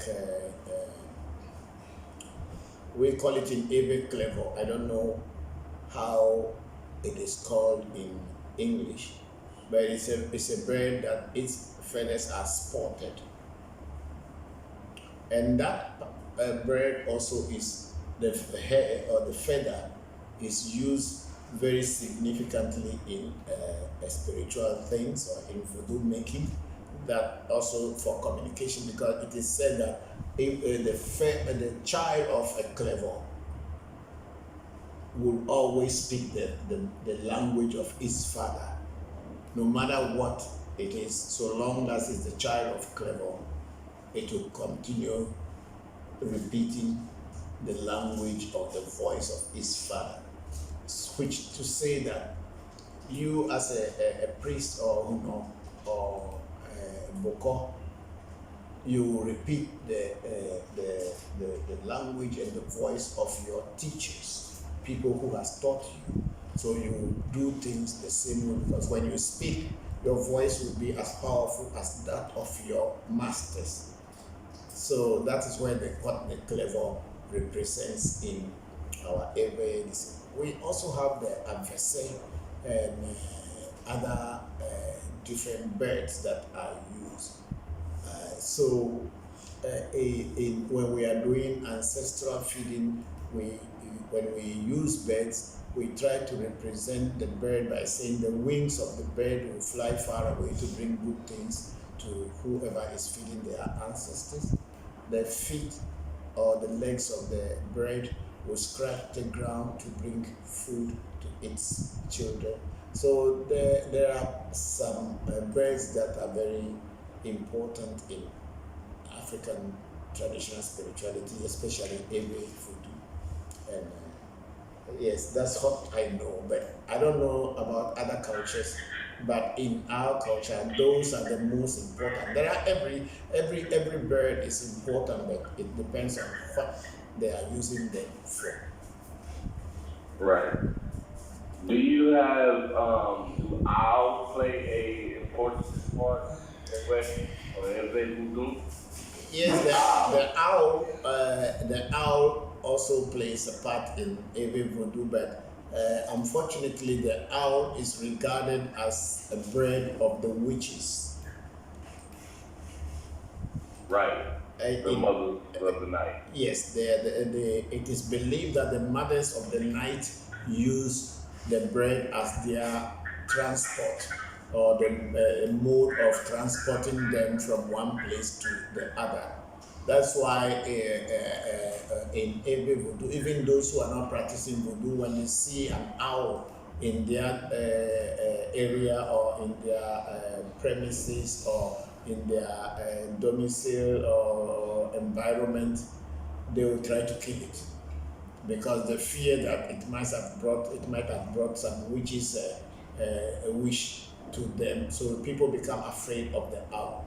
But then in some other higher spiritual practices, people use the owl just as it is a bird of prey, and it is mounted on certain voodoos to go and be able to catch whatever they ask it to go and do.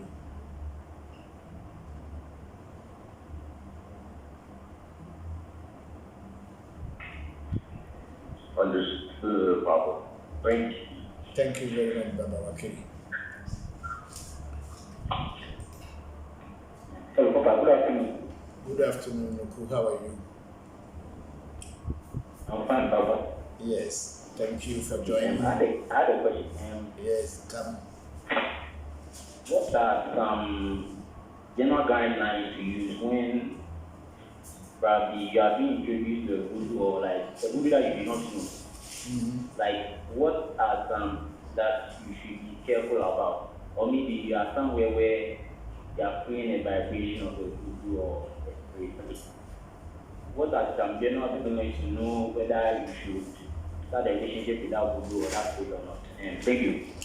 Okay, thank you very much, Nuku. That is a very difficult question in the sense that there are millions of voodoo.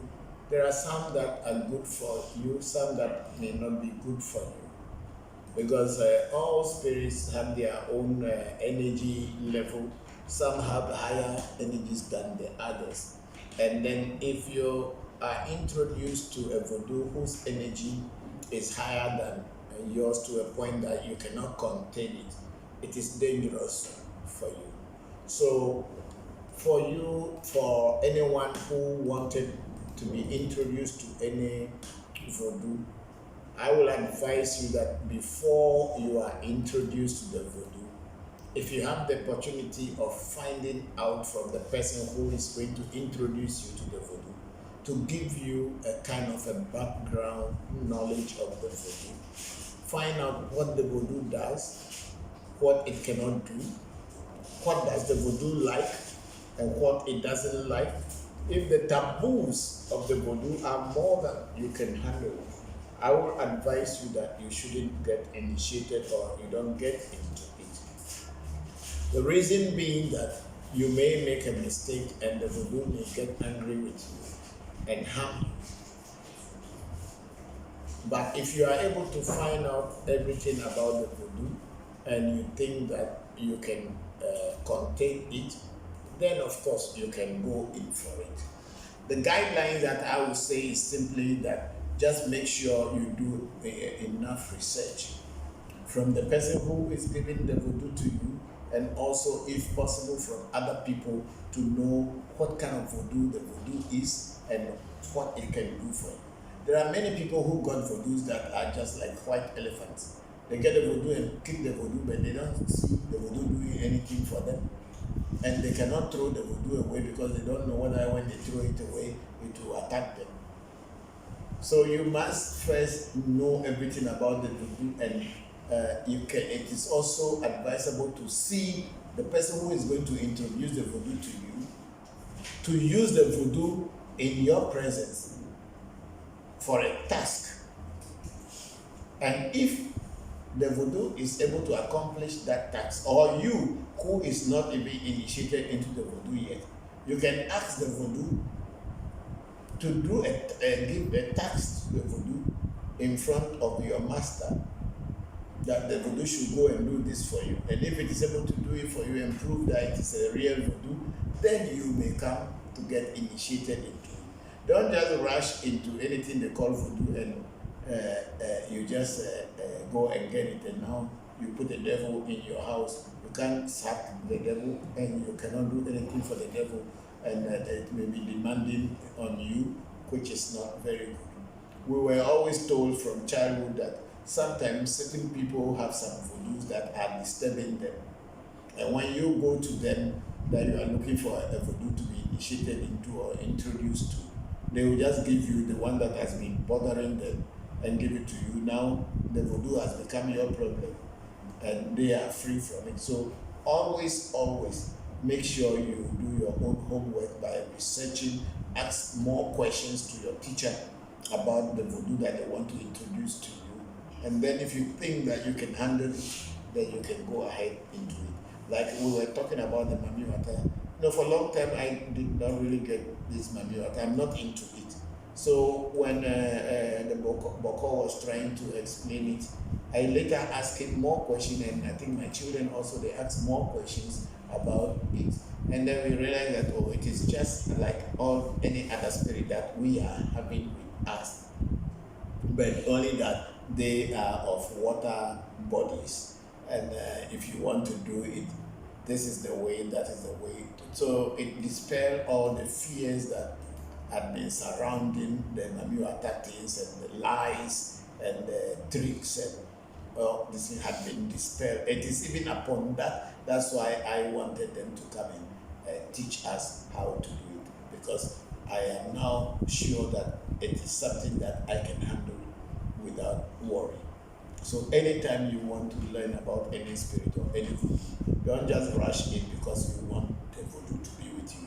Make sure you know what the voodoo can do for you, what it cannot do, the taboos, the rules, the do's and the don'ts. Make sure you are aware of all this, and let your teacher demonstrate something with that voodoo for you to see. I'm not talking about magical tricks. Anywhere you go and they use magical tricks like they charm money, the voodoo can give you money, it's a lie. It never happened like that. No voodoo can bring money to you. However, voodoos can find ways that through your own labor and effort and whatever, money can flow to you through the work you do. But a voodoo going to bring physical cash and come and put in front of you, I have not yet come across it in my 40 plus years of spiritual journey.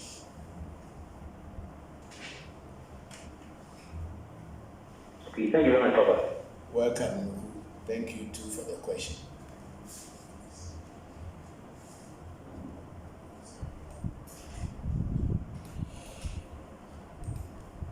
Hello, can you hear me? Yes, please can you mention your name? My name is Theo, and I'm calling from California in the United States. Zero. Okay, thank you very much for joining the section, and how are you today? I'm fine. How are you? I'm good too. Thank you for joining us. So Zero, go on with your question, please. Okay, my question is, I have two questions, but the first one is actually, the last time I was in one stream was 3 or 4 weeks ago, and I asked a question, you answered it.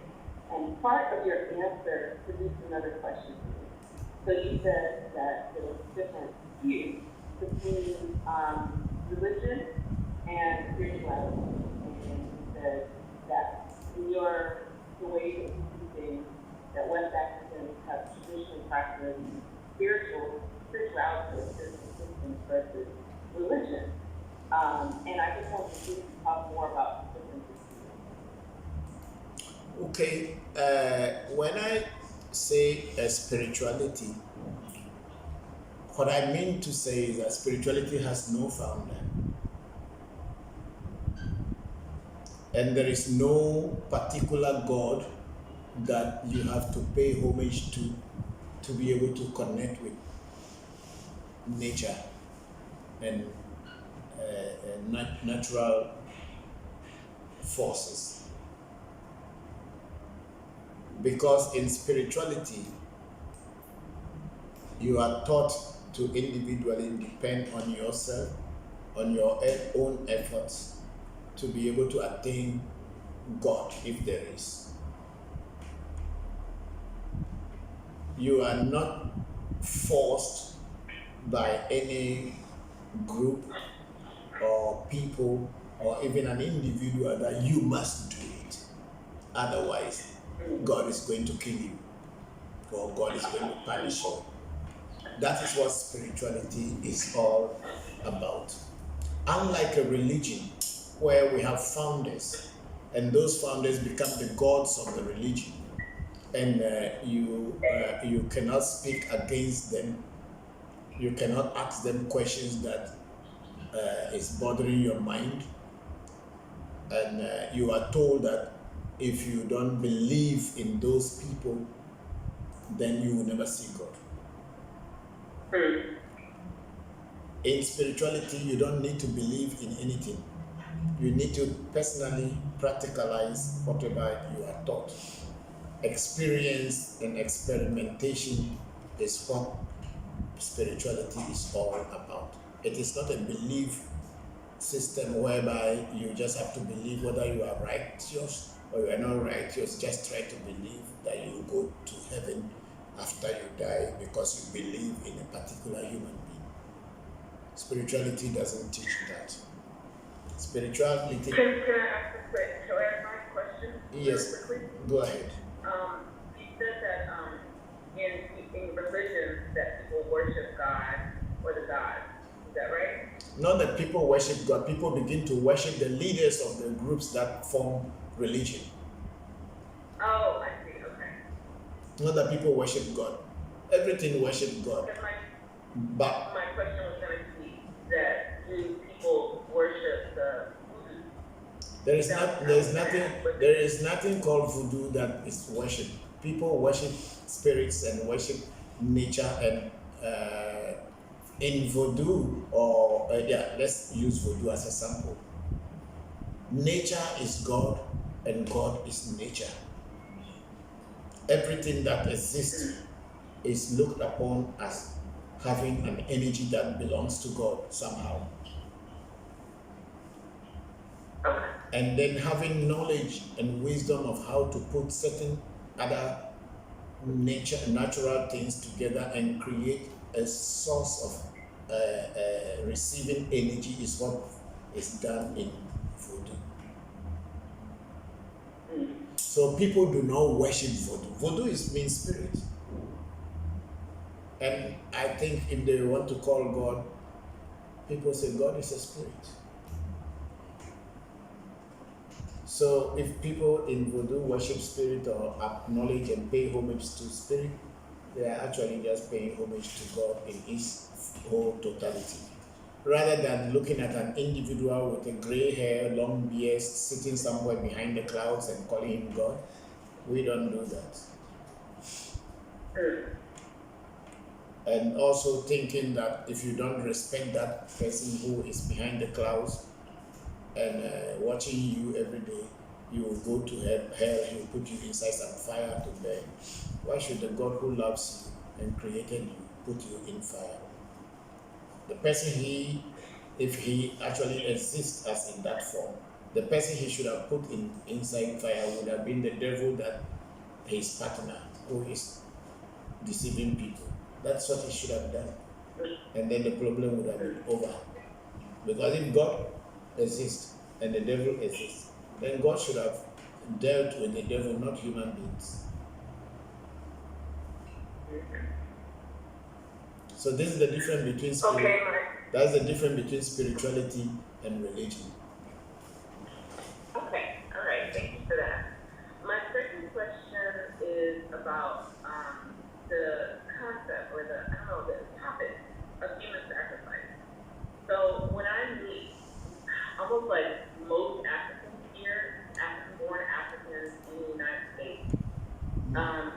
when they find out or they hear anything that's kind of like against whatever they practice, typically Christianity or Islam, it's like the first thing they say about Africans, well, they'll call them religion, is something against them that is not good to practice it because it's idol worship and because there's human sacrifice.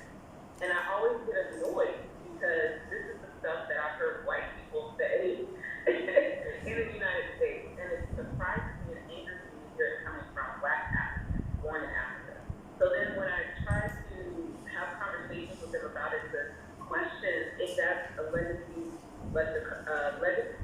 a distorted myth created as a result of colonialism, they tell me that I can't tell them what to think because they're actually African. Their grandmothers told them, they grew up in the culture and all that kind of stuff. And then I just say, well, look, I'm African American, you're right, I don't know. But what I know is that millions of Africans perish getting to the Middle Passage, through the Middle Passage, and as we continue to die and suffer on this side of the world for the sake of Christianity. That's what we were told. We were told by the whites that they came to get us and treat us the way that they treated us because we weren't Christian. They took native people, indigenous people's land and killed them for the same reason, Christianity and capitalism, for example. So the real conversation to me about human sacrifice should be those ancestors and not whatever you're telling me about Africa that I haven't seen evidence for. Okay, next time. So my question is, I just wanted to clarify my question, which is how should I respond to these Africans that I meet who say that African religions are bad because they practice human sacrifice? Okay, next time you meet someone who says so, that African religion because they practice human sacrifice, you can ask them how many human beings have they witnessed being sacrificed. Okay. It's a simple question. That how many human beings have they ever witnessed being sacrificed for a voodoo? And I believe they will have their answers to give you. Okay. And then again ask them how many people has Christianity killed? As far as history is concerned, Christianity and Islam, how many people have they killed that we can all be witness to, even in the past and still happening today? Whether they are aware that the bombs that have been thrown on innocent countries and villages and places in the name of trying to convert people or try to bring people to the way of the Western thinking or the Western ways of life, trying to civilize people. How many people, how many bloods, how much blood has been spilled in the name of Christianity and Islam attacking people because they want to form a caliphate and all the same. How many bloods have been lost? It's innocent bloods compared to African traditional spirituality. So they should just give you a very practical situation where they saw a human being being sacrificed in Africa or in our tradition. It's as simple as that. Otherwise, I would have told you, you don't need to convince them to go back to their traditional spirituality, because religion tries to convince people and tell people to go this way. Spirituality, it is when your time comes to be spiritual, no one stops you. You will know. This is the difference. I didn't hear that you said. I am saying that in religion, people try to force and convince you and convert you to their way of thinking. Yes. In spirituality, you don't convert people and you don't convince people to your way of thinking. When their time comes, There will be a time in their life that their inner core, their inner self will begin to look for the truth. And when that time comes, nobody tells you where to go. You find it. So the difference between spirituality and religion is that religion forces you to believe in what they want you to believe in. Spirituality doesn't force you. Each and every one of us will be awakened at different times depending on our destinies. So you don't convert people. That's why when you see me speaking here, I wait for people to ask questions.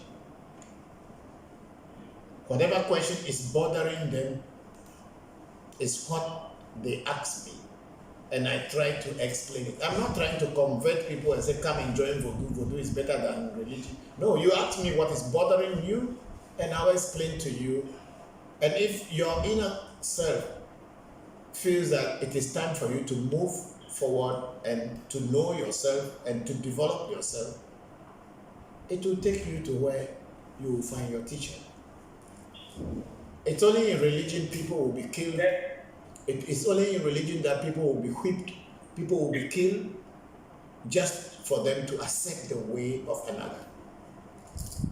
Spirituality is not like that. It's beyond that, because it is not a group thing. It's an individual journey. And on this journey, you will meet different people at their own stages of the journey. Some you may interact with, some you will ignore, because it's an individual affair, it's a personal journey. It is not a group thing at all. Thank you. It sounds very reasonable. I was the answer. Thank you so much. You're welcome. Thank you very much. Hello, Papa. Yes, Nuku. Based on what you said, I thought came to mind, like, office, I think, who confuse the positive and the negative use of spirituality, and I assume that the negative use of spirituality is the African spirituality. So sometimes, because of that legacy of civilization, some people assume that they assume or mean, as you said, what they know is they assume that the negative side is the African spirituality. Sometimes maybe the things that they see on TV or some kind of media or something else, they assume that all of African spirituality is the negative side. I don't know whether I'm making sense. You are making a very big, a real sense. You see, what people say about negativity and positivity, it is in every walk of life. In every walk of life, you have good people, you have bad people. In politics, in religion, in spirituality, we have fake people and we have real people. African traditional spirituality, and talking about Ebe Voodoo, it's like a knife. A knife can kill, but a knife also can restore life. Are you going to blame the knife, or you are going to blame the person who uses the knife?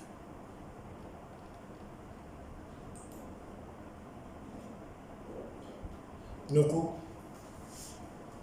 Of course, it's a person's choice to use it negatively. Right. People use the knife in a particular way. Right. Yeah. People in Islam as it is, that it's a religion that is supposed to bring peace and understanding to people. But today, when you are not a Muslim and you hear the word Islam, what comes to mind? Boko Haram, Al-Qaeda, the ISIS, all kind of something in the Maghreb, all kind of fear. And people are even making comedy out of it these days, that they just put a sound, and the sound like make pa pa pa, and everybody start to run away. Why? Because they say Boko Haram has come. But is Boko Haram Islam? Or is Islam Boko Haram? Boko Haram is somebody's idea of Islam. Al-Qaeda is somebody's idea of Islam. In Christianity, we have the Lord Resistance Army in somewhere in East Africa. We have other white supremacist groups in the Americas and in Europe. The shine heads, or whatever they call them. In Europe, where people shave their heads and they are attacking people. They are Christians. They are holding crosses and everything, and they believe in the cross. During slavery, people forced Africans to look at the cross, and if you don't want to believe in it, they will beat you up. They may even kill you, all in the name of the cross. Islam has its own. Have these people who have been thinking that the negative part of African traditional spirituality has killed more people in this world than Christianity and Islam? So you see, sometimes when you confront these people, you don't have to argue with them. It is not their time. It is not their time. You would be doing yourself a service by walking away from their argument, because at the end of the day, when you are trying to argue with them, it will be like pouring water over stone. It can never soak. So you don't need to argue with them. Religious people argue and fight, and if you don't want to agree with their terms or their argument, they kill you. And they say, we kill you in the name of God. A lot of young people were hanged in the Congo. Their hands were cut off. A lot of young boys were killed in the Americas. And even there are many people still killed in the US and in Britain, and even in the jails. People have been locked up just because of Christianity. White supremacists are there to enforce what they believe in as the way to God. The radical Islamists are also there to enforce what they believe. People who are committing suicide, bombing, and all this. Do you know what they told them before they killed themselves? They told them they will go to heaven. So why is the person who is telling you that you go to heaven did not write the verse himself so that he too can go to heaven? Or he does not like heaven? He doesn't like heaven.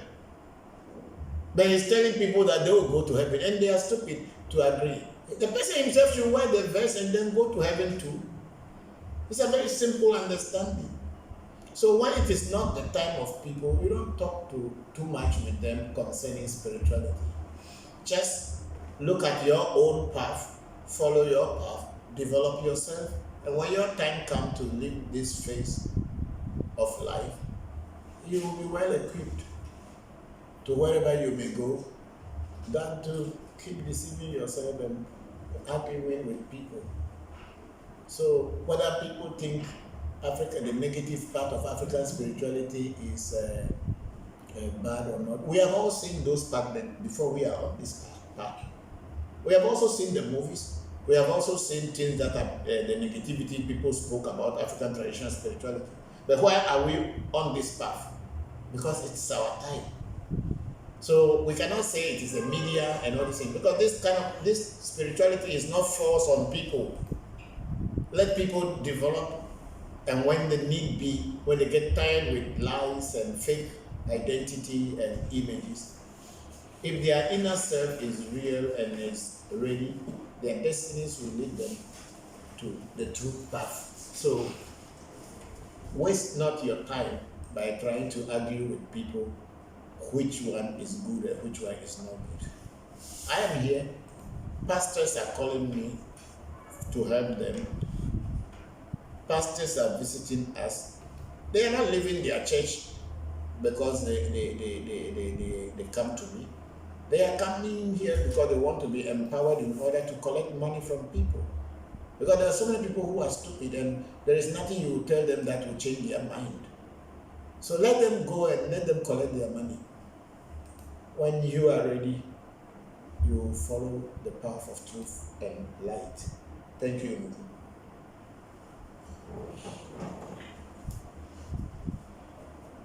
Thank you, Papa. You're welcome. And then I had a question. I do believe it was about previously about doing the research on the spirit that you're getting ready for. But is there a best practice on asking how to do the task that you want to do? Zeol, are you the one speaking? What is it? Who is speaking, please?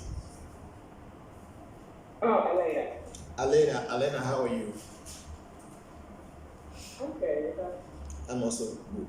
Please, can you come with your question again so that I can understand very clearly? Because the line was breaking somewhere. Yeah.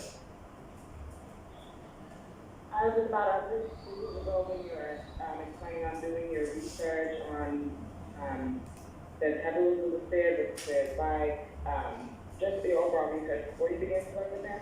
Now, once you've done all of that, is there a best way or maybe a verbiage to send your request to get them to do this work or the job that you need done? Is there a best way to do that, to ask them for that help? You see, before you are introduced to a spirit, you may have some interest in the spirit in the first place. And the second place is to find the person who knows about the spirit before introducing you to the spirit. You don't just take books and read it in the book and so I like Baba Legba and I want Baba Legba to be my friend, and then you sleep and then you have dream and you think Baba Legba has come to you. And then now you are telling people, I have Baba Legba with me. No, it doesn't work that way. But that's the way a lot of people are practicing their spirituality. I am not saying that spirits cannot reveal themselves to you in a dream. They can always reveal themselves to you in a dream. But you must have a direct contact with them through somebody who knows that spirit and who probably is working with that spirit. So because the question asked by Bokor is that when you are attracted to a spirit or you want to get initiated into spirit, what do you do to protect yourself or to know? And that's why I gave that answer that you must do your research by finding out from your teacher, the person who wants to introduce the spirit to you, what the spirit does, the things that the spirit like, the taboos, and all these things that may disturb you if you should get initiated and don't know what to do after the initiation. But if your teacher is able to, or the person who is going to introduce the spirit to you, in this case we'll call that person your teacher. Your teacher should be able to explain to you what the spirit is, what the spirit does, and what are the taboos, the do's and the don'ts of the spirit. And when you are satisfied with these do's and don'ts and you think that you can follow them, and you can follow the taboos, the next thing to do is tell your teacher to send that particular spirit on an errand for you. Give a task to the spirit, and since you are not in charge of the spirit, you may not be able to give it a task directly. But the person who is introducing or going to introduce the spirit to you should give your task to the spirit and tell the spirit that, oh, you are interested in having him or her work with you. But then you wanted to know if it is a real spirit you are giving it a task that it should go and accomplish this task for you. And if it's able to accomplish it and you are able to see the result, you would now be interested in getting initiated into that spirit. That's what I was saying, Alana. So when you see a spirit and you are interested in the spirit, get to know who has the spirit. Let the person explain to you the do's and the don'ts, the taboos, and what the spirit can do and what it cannot do. And then, to be extra sure, let the spirit be sent on an errand or given a task on your behalf. And if it's able to accomplish it, you can now get initiated into the spirit, and then it is easy for you to be able to work with that spirit. I think the birds have not eaten enough, or you gave the food too early. So they are still there. I can hear them. So Alana, that's what I was trying to explain. It is good to know what you are getting yourself into. And if your teacher is going to be honest and straightforward with you, they should be able to explain to you what the spirit that they are going to introduce to you does, what it can do and what it cannot do, and how you can live with it and work with it. But if they don't, the spirit will be with you, you cannot use it. That's why a lot of our sisters and brothers in the diaspora had been initiated into Ifa and Afa, yet still they don't know how to deal with it. All that they possess is the name, the African names that were given to them, and those are the names they carry. Now, the how to work Afa or Ifa to your personal advantage is not known to them. But everybody is getting Ifa, so let me also get. Without knowing and understanding it, and the only thing they say is from Africa, and everybody wants to, who is getting awakened, doesn't want to go to European churches, so they want to be African. But then they brought that same idea of Christianity into the worshiping into Ifa and Afa, and they are not getting anything than just to go and dance and sing or sing songs and whatever. I'm sorry to say so, but then that's what I've been seeing, and I feel sorry. Okay, and then my second question to that would be, like you said, you asked your teacher. Now, from what I've seen kind of in the community, to find that second person, if your first choice is too busy, it kind of creates a bit of friction. Should we just not worry about that and just proceed with our second option to get our answers? Would you advise? You can ask questions from anybody that you think that the person understands what you are trying to get into. You have all the rights to ask questions. And if the person you are asking question is well versed in what you are trying to do, the person will advise you. And if your teacher who is going to teach you does not have all the answers to your questions, then you should be worried, because that means he or she also doesn't know. So you have opinion, you have a chance and a choice to seek second opinions from other people. Because getting into spirituality is like getting into marriage. It's not like wearing a shoe and you say this shoe doesn't fit me, and you remove your leg from inside and then you go and wear another one. You must know what you are getting into. Because once spirits are introduced to you, they remain with you. Whether they are active or inactive, whether you are using them or you are not using them, they are there. So you must get introduced to spirits that can help you, even if they are not directly active with you, or you are not even hearing about them, but they should be there to be playing from the background, supporting every effort you are doing. That's what is the relationship of spirit and human being is supposed to be. They are there to support us, and we are here to give their message to people who wants to know about them. But if the spirit is not going to be able to support you, then what's the use of getting it or getting initiated into it? So find if your teacher is not able to give you all the answers, ask from other people. You have many other people you could ask from, and make sure you know very well before you get into it, because it's a lifelong journey, and it may even take you into your another lifetime.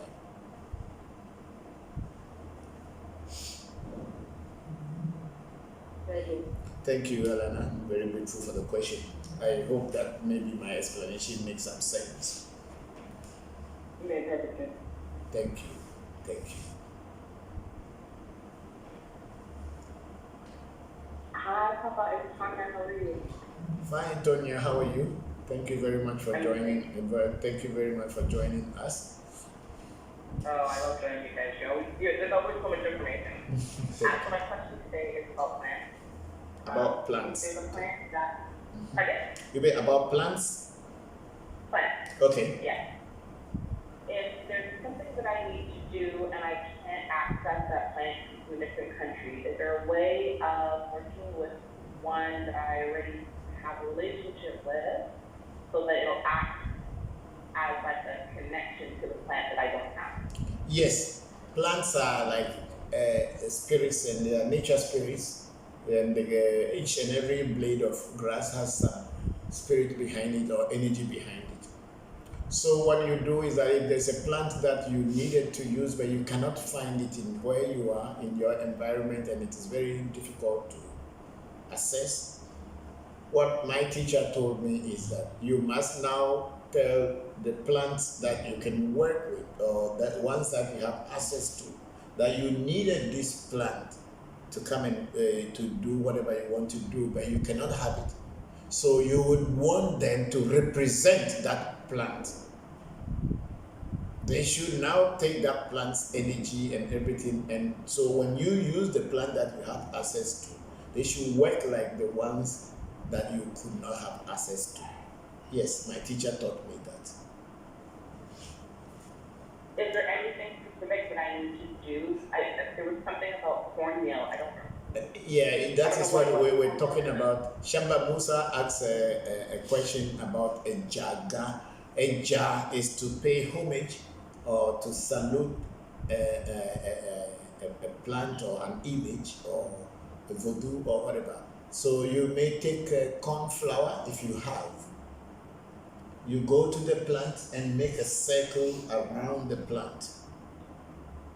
Then you use cowries that were used in the olden days as money, and then you get some local money as well, like in the form of coins. You go to the plant, put this, after circling it with the corn flour, put the money in front of in the circle. Then now you call, if you have the name of the plant, if you know the name of the plant, you call the name. But each and every plant has its own normal physical name that everybody calls, but sometimes they also have some botanical or spiritual names behind the names that people call for it. If you know it, fine. If you don't know it, the name you know for it, call it and tell it that you came to him or her because you wanted help and you could not find help from anywhere.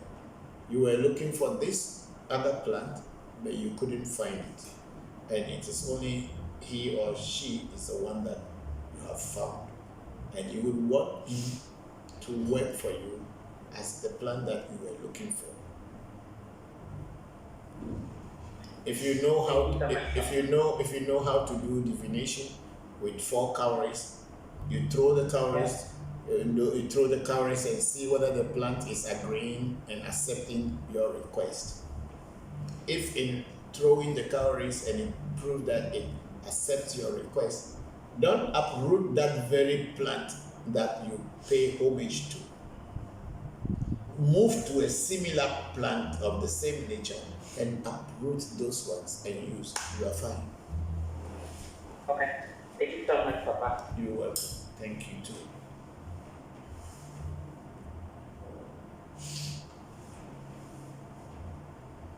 Okay, we have on. Hello, Baba Wakili. Give me a second. Let Yeah, I'm sorry. Give me a second. Let me. Give me a second. I want to read people on YouTube. I have Mike Pereira saying, "Good afternoon from the Netherlands. Can you talk about cooking your body, and do you also do this?" Mike, they say cooking your body is not that they put you inside pot and cook you. Cooking your body means they give you spiritual secrets and talismans and mantras and besa and joka, and you take spiritual baths so that anybody who wants to attack you cannot do it. That is what we call cooking a human being's body. It's not like they put you inside pot and pour water on you and set fire underneath so that you can cook. No. Yes, we cook people here, but not in the pot. Thank you, Mike Perrier. And then we have a cast Teddy again. Papa, can you share on what is causes difficulty sometimes from waking up from dream as if being held down, but you are forcing to wake up? Yes, that's what happened to me in this Manuata dream that I had. I was trying to wake up and I saw that it put the Manuata, she put one of her hand on my body when she was sitting beside me on my bed. She put one of her hand on my body and I was trying to lift her hand, but I couldn't. And I struggled, I couldn't until the time they said they were going to go away before I was able to get free out of it. It's usually some energy that visits you. Some could be negative, some could be positive, but because they have something they want to do with your body or do with your spirit, that's why they render you helpless.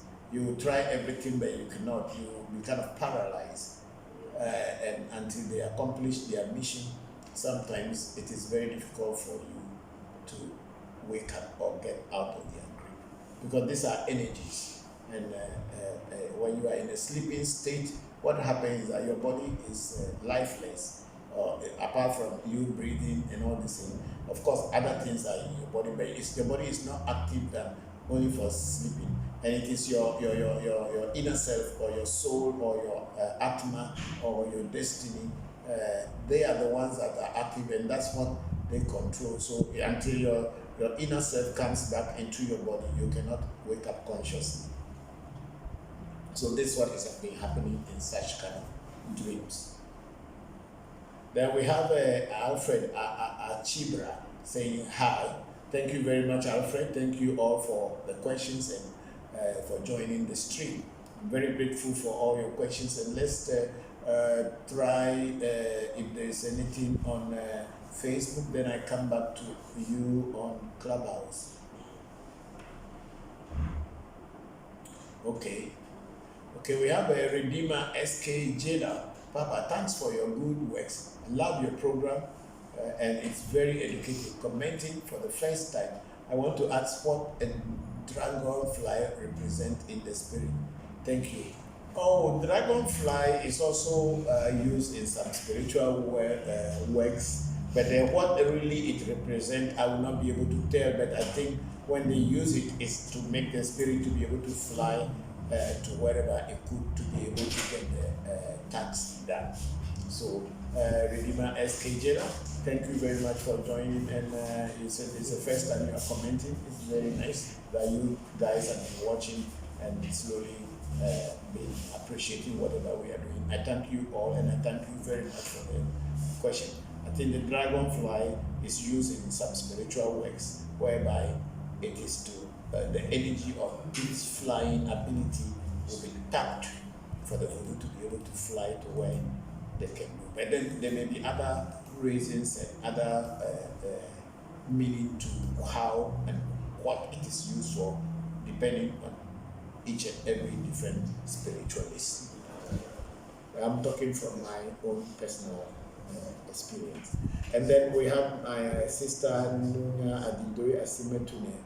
Greetings, everybody. Peace and love to you all. Hello, Nunya. Thank you very much for joining, and I'm very grateful. My regards to all the family members. Then we have Auntie Florence Jamfi. Greetings to the entire family. Thank you very much, Auntie Florence. It's been a while, and thank you for joining us. And then Papa explaining what Atlopli is. Then we have a Kukuba. God knows I missed this Atlopli lecture. Oh, it's there on the on this. You can go back to Facebook and YouTube.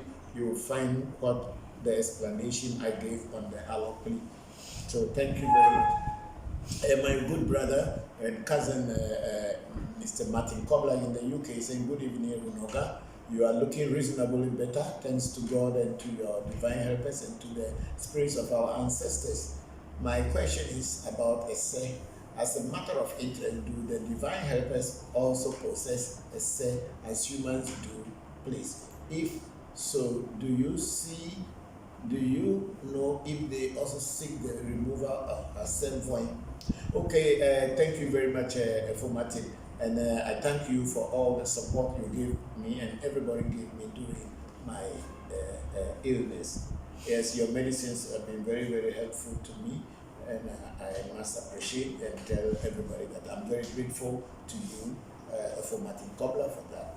And now going to your question, a say for spirits, I don't know whether spirits have a say, but you know, the word "ese" in Ewe also represents order, law, and also a flower. The word for flower in Ewe is "ese." What it simply means that the essence of something, the essence of a plant, is to give out a flower. And from the flower, another seed will come to continue its life. So, I believe very strongly if our divine helpers have a say, then it is their essay is to help human beings progress and develop onto the spiritual path. Because it is our journey to become God and become God-like. That's the journey that it is. And when you get to that stage where you merge inside the macrocosm, then the microcosm does not exist anymore. We are now the microcosm of the cosmic energy. So it is our journey to merge into the macrocosm, and then we lose our individual identity. But for now, this journey of life and death is between the microcosm and the macrocosm. The day we will match and be able to merge in the macrocosm, this our individual identity, our essay, our encrabia, destiny and everything does not exist anymore. And then there is nothing like looking for happiness or satisfaction anymore. But this journey is not a day's journey. That's why those who are awakened, I encourage you to continue. Because this life which we are in is full of pain. Sometimes happiness and pain is coming. But we want to have a state where we will not have any happiness and we will not have any sorrow. Becoming one with all, where we don't have a personal identity anymore. So maybe if we become like spirits one day, we will be here to be helping human beings as they are. Spirits are helping us now and directing our course. But the spirits also probably will want to become one with the universe, where they lose their individual identity. But that one is not left to me or left to you. My part, your part is to keep developing and keep encouraging yourself and encouraging people around you to desire for the great. I would say it that way because I don't know how to explain it deeper. It's an inner feeling. I cannot really express it with words. So it is your journey. It's an individual and personal journey. Do the best that you can do out of it. Whether spirits have a say and they have a servant or it doesn't have a servant, that is up to them and their creator. I don't have, I cannot go and remove a servant for any spirit. I can do it for a human being like me. And I am not a spirit, I am a human being, so I can only deal with human beings on the physical plane. When I deal with spirits on the psychic plane, I cannot go and be doing anything for spirits. What they will ask me to do here is what I do. So, big brother for Martin, I don't know whether divine entities also need their essay form to be removed. Thank you very much. So now I'm coming back to the clubhouse. If there is any question there, I think Baba Wakili wanted to ask a question before I jump into this. So please go ahead. Yes, thank you. So it was concerning the plant. Yes. You said do not uproot the plant that is the one that you have paid homage to. Right. When you say uproot, do you just mean, well, let me just ask this. In that case, will it be okay to maybe take the plant from where it is and plant it on your property or where you are, or to actually start another plant from that plant? Yes, Or you can. leave that one alone altogether. You can also uproot it in a proper way, adding soil and everything to it and bringing it to where your property is, and then you start feeding it with water so that it can grow. That's fine. The reason why the plant that you paid homage to, you don't uproot it, is because the circle of cornflower that you have put around it, you have made that plant the center of the universe of what you are going to do in plants. Just like how the sun is like the nucleus or the center of our universe or our solar system. Removing the sun, everything else is gone and dead. But keeping the sun there will give life to all other things within its radius. So, when you put a cornflower around a plant in that form, you are actually making that plant to become the supreme energy of the area you are looking for plants at. That's why you don't remove that one. But any other plant within that area you can remove.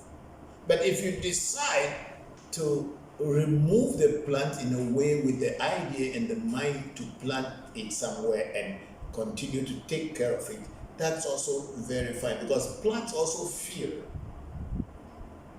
Our ancestors knew this thing long time, that plants also feel. I think it is until recently that people are coming out that plants can feel pain, they can feel happiness. It's only now that science and modern science is able to know it, or I don't know how long ago, but our ancestors from time immemorial knew that plants, as inanimate as they may look, they feel, they have feeling. So when they go to them to pluck them and use them for any spiritual thing, they try to pay homage and ask for permission. And by paying homage and asking for a permission, the plant and the plants around it know that you were not just taking them or killing them for fun, but because you want them to do something greater than what they were just staying there to do. In Ewe, we say, Amaenye Ehum, and herbs are God. Every voodoo that you make, every spiritual thing that you make, you need herbs. Even in Christianity, if you want to make a cross, you have to cut a tree down.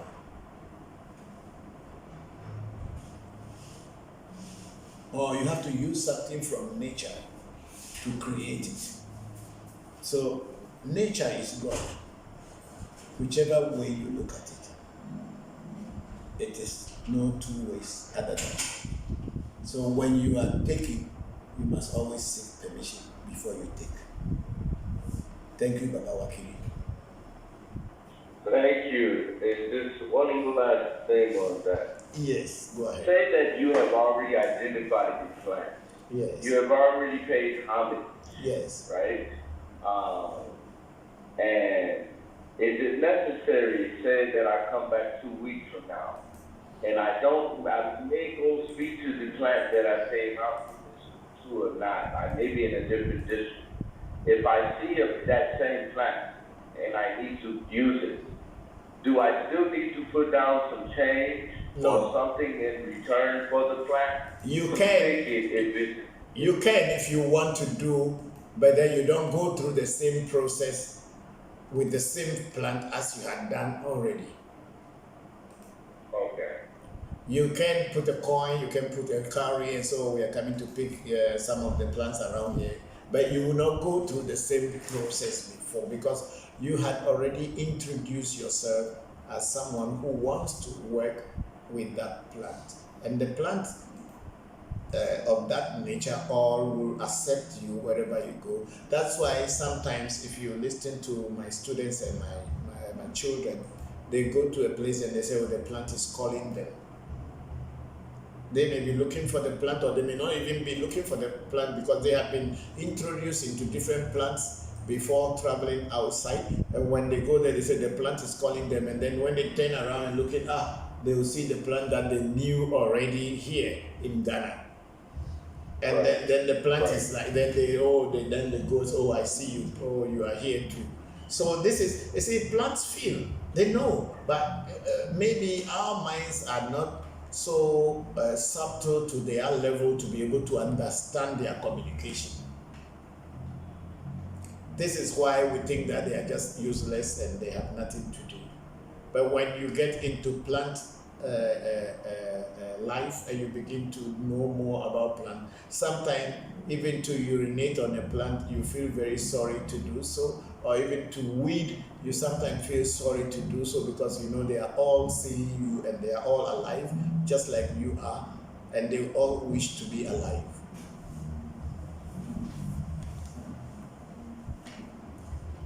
Thank you. You're welcome, Baba Wakili.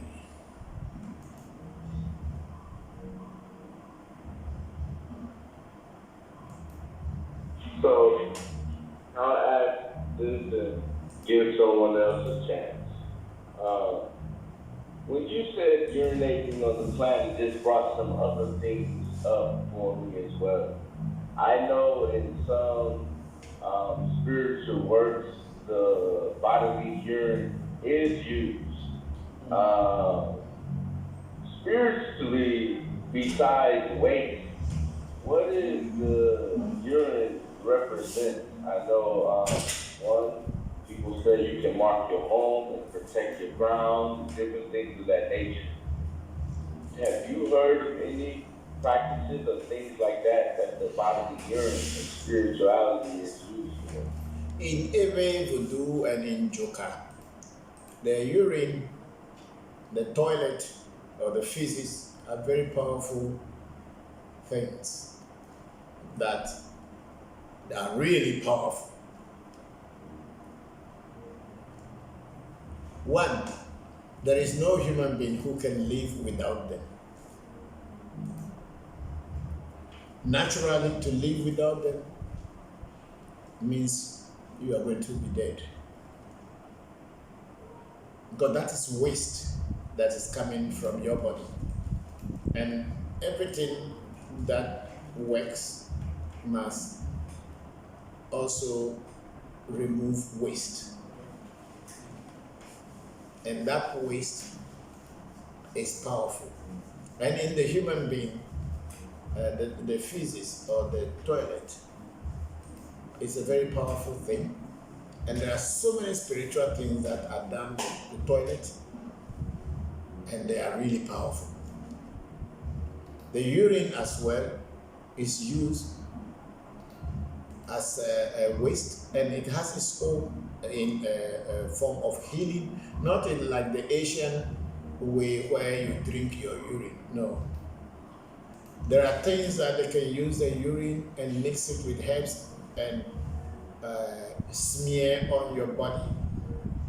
You later roll inside the sand in a particular place to absorb certain negative energies out of you.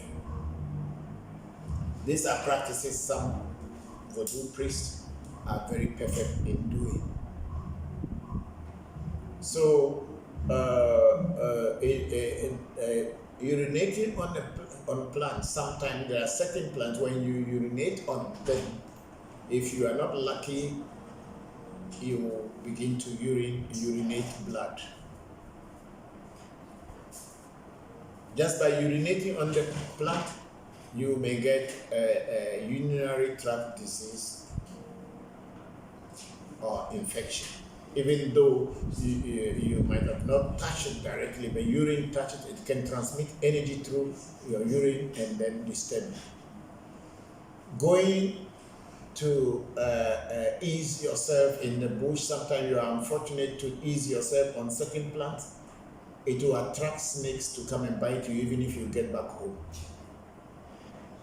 There is so much in this, our traditional spiritual knowledge and wisdom, that we cannot always share online. But people who are really interested may approach teachers who know, and they can tell and teach, because these are things that have certain taboos and rules and regulations and laws to abide by. So I can share just the gist of it, but I can't tell everything about these practices. But the urine and the feces are very powerful things in every voodoo. I don't know in others, but in every voodoo they are very powerful. We don't go there very easily, and not everybody who knows to. So to urinate, when you are dealing with plants, sometimes you feel sorry for the plants, and you can feel as if it is you, but then we need to use them to help ourselves and help other people. So we ask them for permission before harvesting them.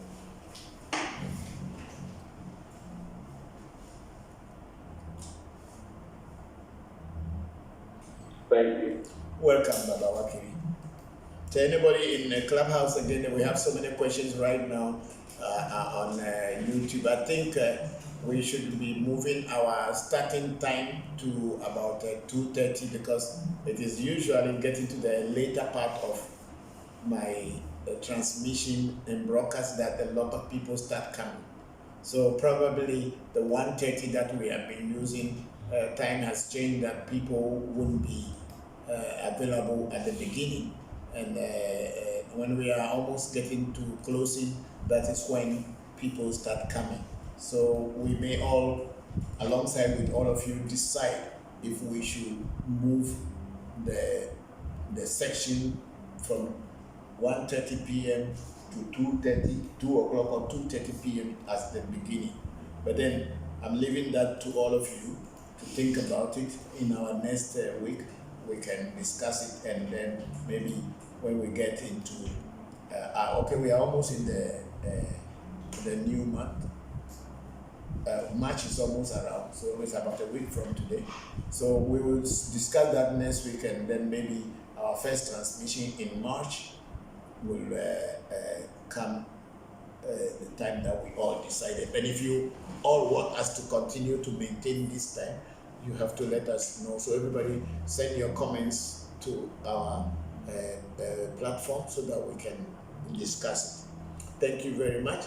And then why is the TV is giving me this off? What is happening to it? What has been happening? Because TV can last for hours without this, and this one is just always turning off. It's timing because of the idleness. Then play the video so that it cannot be idle. It won't work. Okay. You keep doing what you are doing. So we have Bolaji Ali. Hello, Papa, and greetings to the AMT family. Thank you very much, Bolaji. How are you? And how is the family?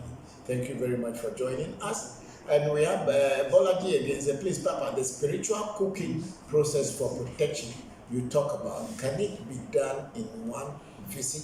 If so, how many days? Oh, yes, it can be done in one visit, Bolaji.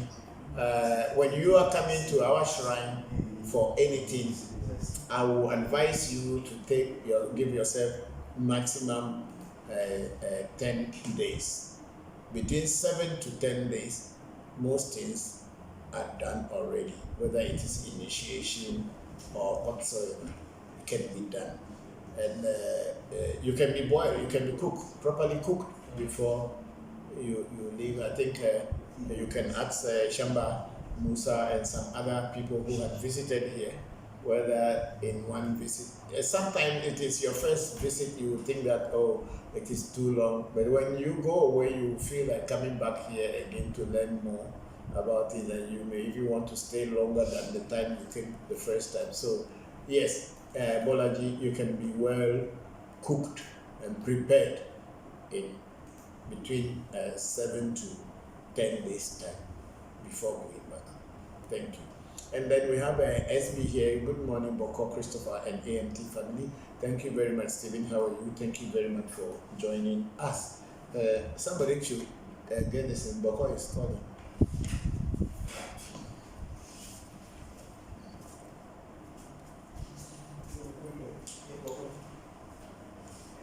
And then we have Mark Maria again. Papa, if you send an entity or spirit to somebody in USA or Europe, is it guaranteed it will reach the person, or can the water spirits or entities from a certain country block them from entry? No, it can reach the person. All the people I have sent spirits to, if it is necessary to send them, it has reached them and it is working for them. And people who came here and we did things that they carry away, when they get back to their shrines or to their base, there's things that they've taken from African Magic Temple are working perfectly as if they were still here. So when things are sent to you, if they have to be made and sent to you, yes, nothing can block them. I have heard stories of people saying if you cross one river, you have to pay. I don't do that very much. It was olden days that we were doing that. We are having master hands now, and we do things. And things, spirits of every nature, water spirits, fire spirits, area spirits, ethereal spirits, whatever spirits are all in agreement with whatever we do, because we have all of them at African Magic Temple. And then we have SB. In 6 decades, I never wanted to research those oppressors who forced my ancestors to merge with theirs. Technically, they are my ancestors also. How should such ancestors be treated? Okay, SB, I'm not very sure of what you mean by in 6 decades. I never wanted to research.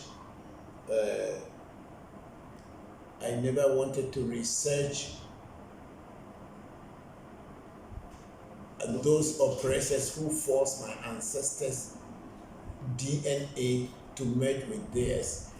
Technically, they are my ancestors also. How should such ancestors be treated? Just treat them. Everybody who has made up your DNA are your ancestors. If you are referring to white people who probably whose DNA have merged with your DNA and you are angry, but you have their DNA.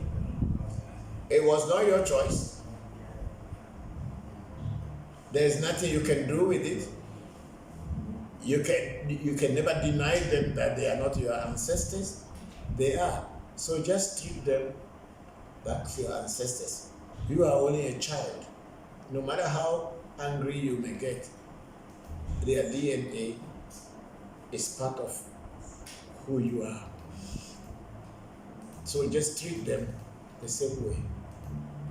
Hate doesn't end in any good thing. So just treat them as your ancestors, because they are also, as you have noted there, they are your ancestors. So treat them the same way. Find their names and treat them. They may have good things for you, but you don't know.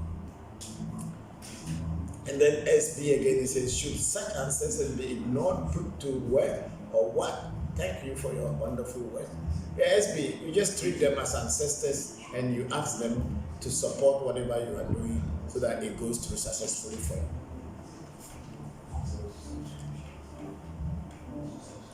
I think Mauli gave them 4:30. So now they realize that we are after 4:30, so they are playing the music. So any more questions anywhere, please?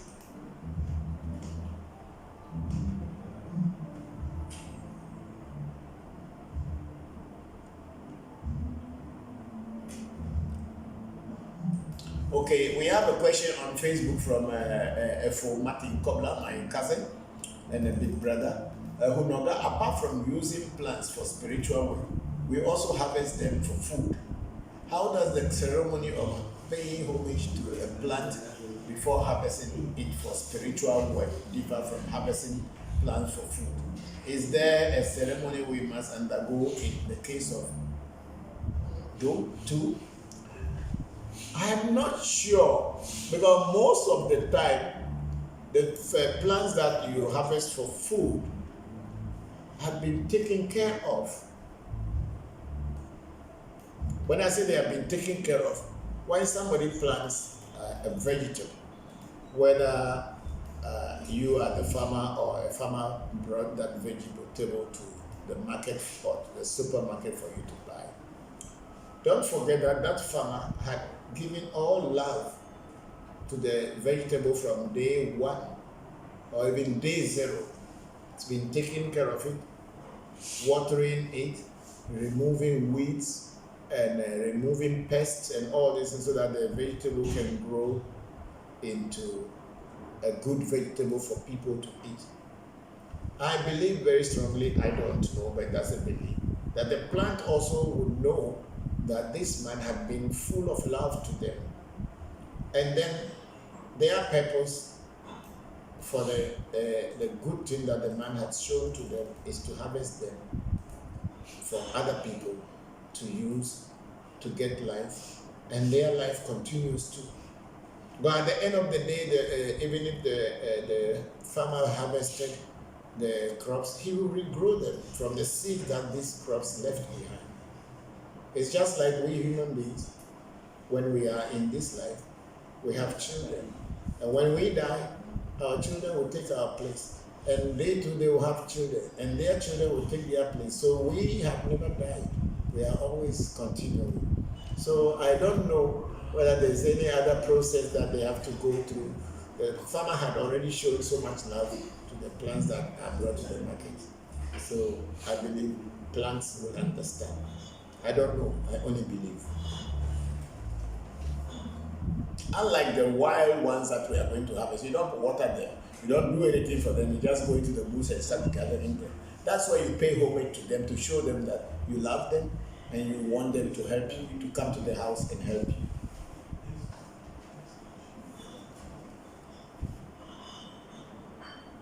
Is there any more there? Okay, Vampirico is under there. Papa, in certain parts of Benin, people report seeing what looks like a fireball in the streets at night. Are you knowledgeable about what that may be? Yes, I am very much knowledgeable about that. I have also personally seen in my grown life. Not that anybody had shown it to me. I saw it and I was alone. And I passed by them. I didn't, none of them hurt me. And also when I was a child, my mother told me these fireballs sometime, at one time, came into my mom's room when I was a baby, and my mom was able to cut them or caught one of them, and in my mother's words, they turned into human being. But my mother was also very spiritually powerful, and they turned into human being. So in Africa, they are regarded as our mothers of the night, or the witches. That's why we say in Africa, when we talk about witchcraft, we are not talking about only somebody wearing a cape hat and sitting inside wearing black and calling themselves witch. Witches are real, very powerful. I had also at one time posted a video of a fireball that, look at it. I had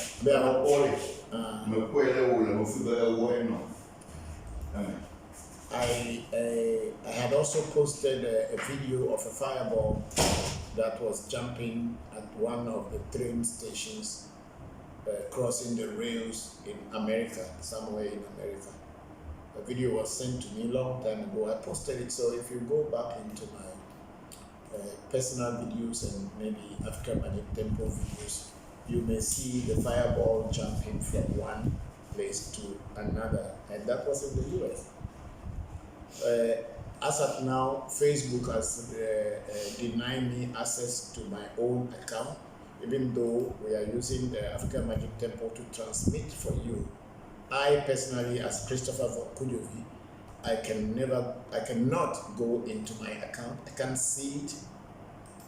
I cannot write in there. There's no way anybody can invite me to come into my own account. I have not done anything wrong, and Facebook has never given me any reason for doing so.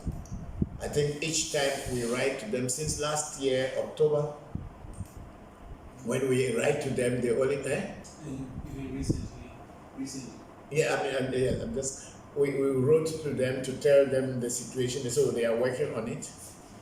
They are still investigating, or no, not even investigating, they are working on it.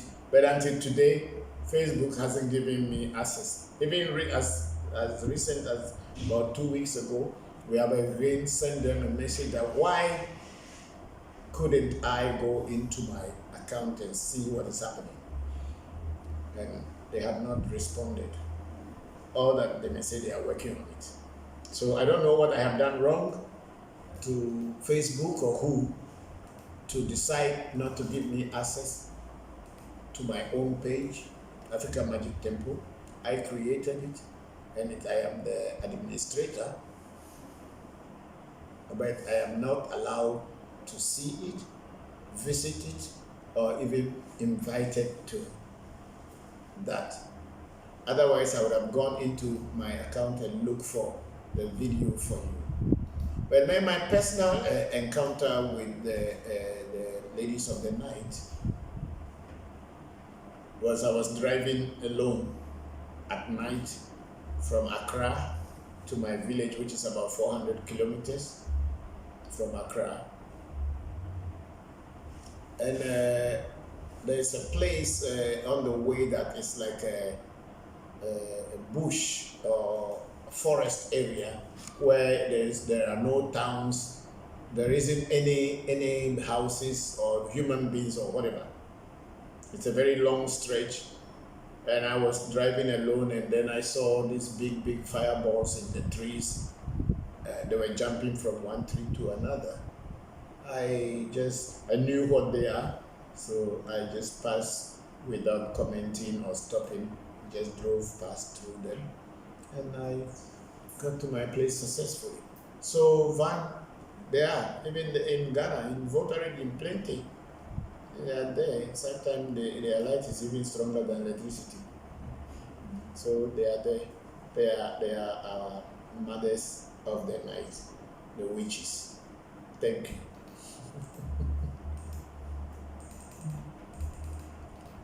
And then we have Isaac Opoku here. It's a good job, Father.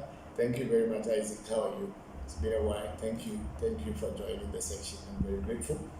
And on YouTube, okay, Mike Perry is saying, Mike Perry is saying, Papa, if you do a reading for somebody and you see something bad is going to happen to the person, like death, what do you say to the person? I'll tell you that death is around you and death is knocking at your door, or the pit of death or portal of death has been opened on you. So best thing to do is to find a way that it should be closed for you. The gate of death has been opened, the portal of death, the pit of death has been opened, death is knocking at your door or is around you. I'll tell you, because that's what the reading is saying. I should tell you to warn you, to advise you. If I hide it from you and a death happens to you, your spirit can come and query me and ask me why I saw death for you and I didn't tell you. However, after I see death for you and I tell you that this is what you should do to close the portal of death and you don't want to close it, I have done my part of the deal. I told you. And should death take you away, you cannot come and ask me anything because I had warned you. It is your problem that you brought and I saw what is going to happen and I am able to tell you. Whether you come and do the ritual or you don't do the ritual, it is not my problem anymore. It is you who is in trouble and wanted to know. And I am a seer and I'm able to tell, but it is not my place to force you to do what the spirits say. It is my place to advise you that is what the spirits are saying. And if you want to do, you do. But if you don't want to do, I cannot force you, and it is not right for me to force anybody. And I want to use this opportunity to tell our sister in Sokoto that the money she sent me, I've been trying to send the money back, but unfortunately, the guy who will get the money from me, I've been calling him yesterday because he does not speak very good English, and I have someone who works for AMT, Salamin Diakite, who is very fluent in English and French, who was supposed to talk to him in French and tell him exactly what he should do, and then we will send the money to him. And we called and called, he never picked the phone. I don't know whether he's on holiday, that's why, because it was yesterday evening he called. So today is Sunday, and I think most offices are closed. Tomorrow, Monday, we will call him again, and if he picks our call, they'll speak to him in French and give him the explanation so that he can do what we wanted him to do, so that I can forward the money to him. So, sister, please rest assured that your money will come back to you. And then we have a case study. Papa, I once witnessed someone intentionally urinate on his fellow worker from upstairs at construction site. Can that affect his co-worker in any way? Yes, it can have effect on the co-worker. The person who was urinated upon can be affected spiritually. But then if that person who was urinated upon has got some spirit that is working with him, he could tell the spirit to return that bad energy back to the person who urinated. That's why it is good to know.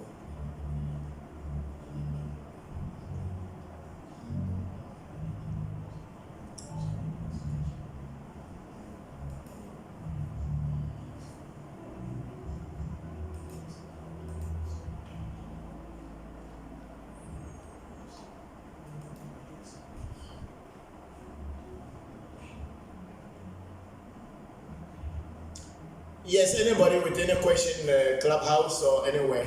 I think we are getting to the end of our section now. Hello, this is Lucille again from Los Angeles. How should I address you? Okay. Bokor. You can call me Christopher. You can call me Bokor. And I think Sister Zil, right? Yes. Okay, go ahead. Okay, I still feel like I should say Mr. or something. Mr. Bokor. Oh, just Bokor or Mr. Christopher is fine with me. It is not the it's not the title that makes me what I can do. Thank you. Welcome. My question is about I don't know what you call this spirit or deity in Voncujovi. Yes. I think the name is not Abuku, but she shows up really strongly in Brazil as Orisha Nana. That is the people call it Nana Brukuyeke.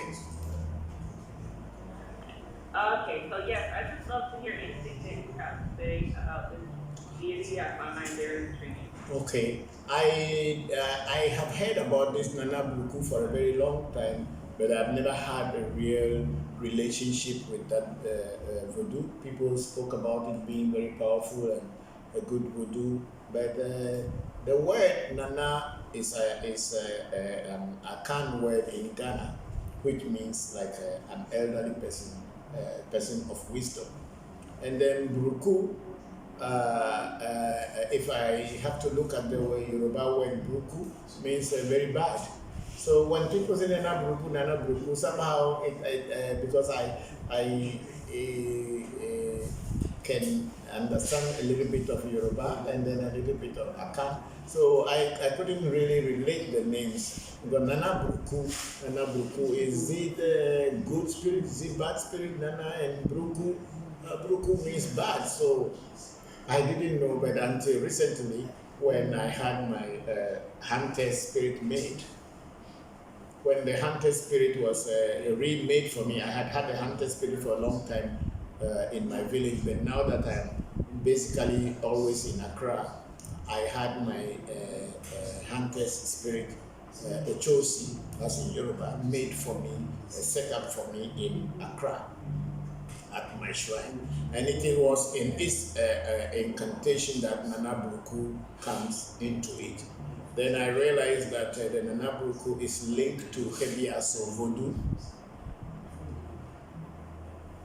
and also linked to the hunter spirit and also to Voodoo Da.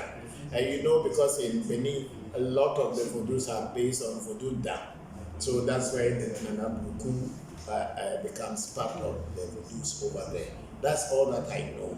But then people have the Nana Bruku as a deity, but I don't have the Nana Bruku as a deity. It's only in the incantation of Hebiaso Voodoo and Voodoo Da, and also in the incantation of the hunter's spirit Tobe Ade, that the name Nana Bruku came in. But I don't have it as set up as a deity. But if anybody who has Nana Bruku, then when I go to my Tobe Ade or the hunter spirit, I can invoke Nana Bruku there because it is part of the incantation. Okay, thank you very much. You're welcome.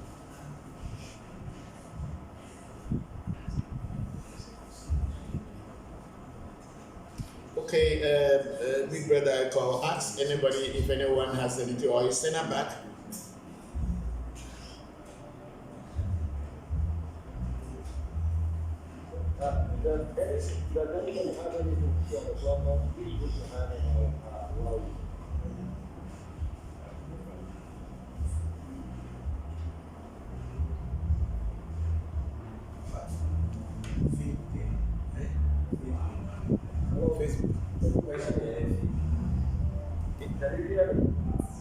I can hear you.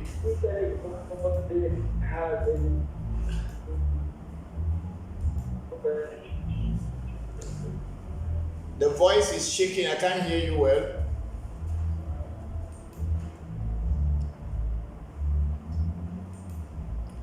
Say I'm delicate.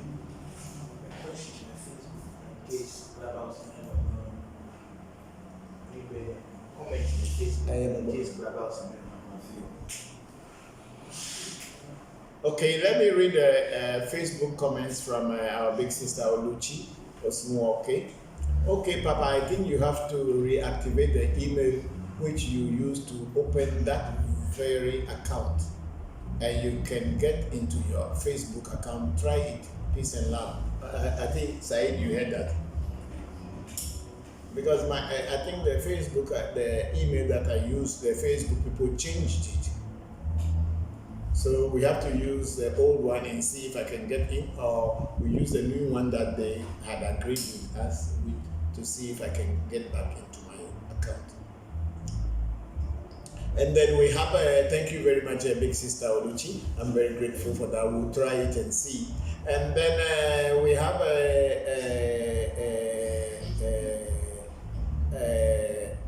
the lad is saying, good afternoon, Papa. Please, why is it that Afar divineness don't speak the same at the Popo? That is the praises given to Afar calling out of names of rivers and so before doing divination. It depends on every Bokor and every priest. It is not enforced. It is the way that your teacher teaches to you. That is how you will go. So the Adepopo used by Bokor who practices Amije Fa is different from another Bokor who practices Polygon Fa. Yes, that is very true because as you yourself you are calling it Amije Fa is totally different from Polygon Fa. So Amije Fa, as it is, they use palm oil, red palm oil, and then Polygon they don't use red palm oil.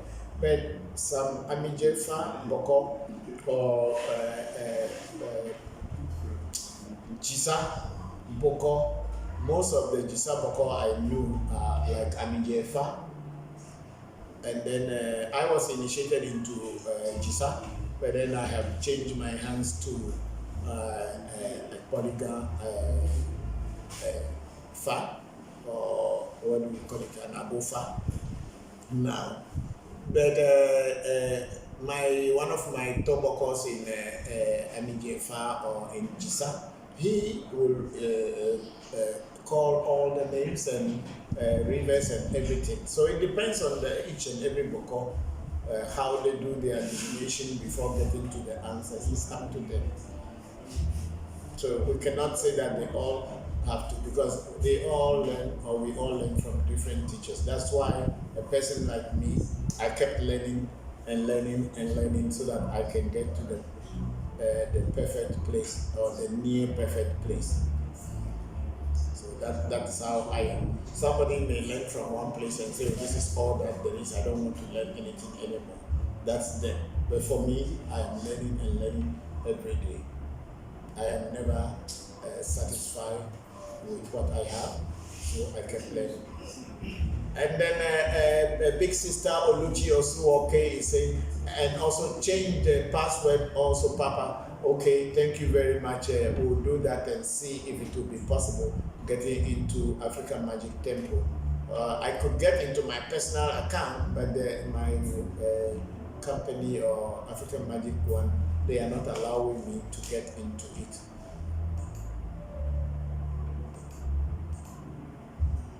If there's no more questions on Clubhouse, there's no more questions. Is there? Okay, Shamba. Yes, I was going to ask you, if you have another fire, Yes. as well, would that mean that you have both, or would you? Yes, you have both. Yeah. It means you have both.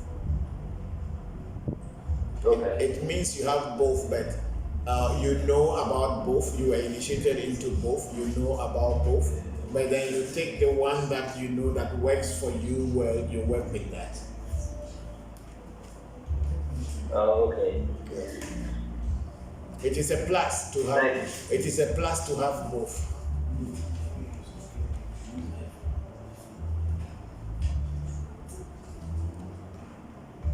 Okay, so we are almost at the end of our broadcasting today, and thank you all. We are now in Ghana. It's 5:22 p.m. and I think the section started at 1:30 with the videos, and I joined in around 2 something, and now we are at 5:22 which is a good timing. And I thank you all for being part of today's section. And thank you all for the good wishes of wishing me good health that I have developed. My health become better, and I'm able to share my knowledge of Ebe Voodoo and that of the little Afa that I know with you. Thank you very much, and may the ancestors continue to bless all of you this week. I'm just going to pour libation and then we'll close today's section. But then you can continue asking questions on the lesson, and I'll be here looking at it from time to time, and I'll answer you through writing comments. Oh, I go now. I got so very sad. Kitty Kata said, may you be that pero. May you abochi. May you go clean. May you talk with my mouth. I come over to you, and that way. Umbuga Kayas, I got them. Because I made a girl and I see it. I'm saying, I bet you never have a potato. Go away. Myself, the moment I call it. Yana never go back and go when I need. Even on the better Canada. More what I put a more of the system. You knew more than the Bokor yourself. You did a doctor, Bokor, the Papa, Bokor. Me, when you were out at the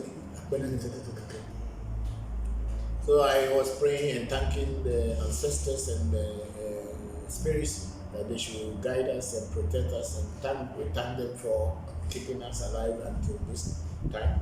And they should continue supporting and helping us so that the new week that we have entered today will be fruitful for everybody, health-wise and success-wise. Thank you very much, everybody. See you again next week. Thank you and bye-bye for today.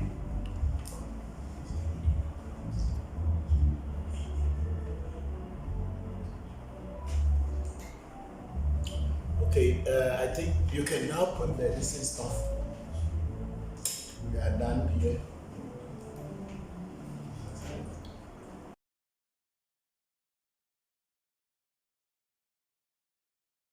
Me no kwe la funalo. Oh me no. Oh me to. Asui. No me la funula. Oh me. No me la funula. Oh me. Oh me no. Oh me to. Asui. On va pas les voix dans les voix.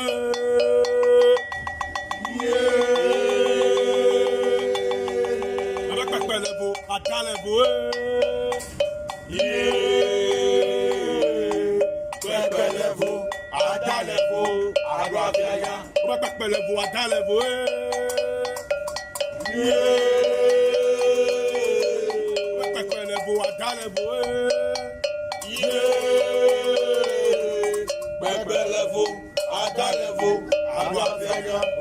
Level, Adela Mekadeo Male Casino, yo. Mekadeo Malelo, Mekadeo Male Casino, Mekadeo Malelo, Adela Mekadeo Male Casino, yo. Mekadeo Malelo, Mekadeo Malelo, Mekadeo Malelo, Adela Mekadeo Male Casino, yo. Mekadeo Malelo, Mekadeo Male Casino.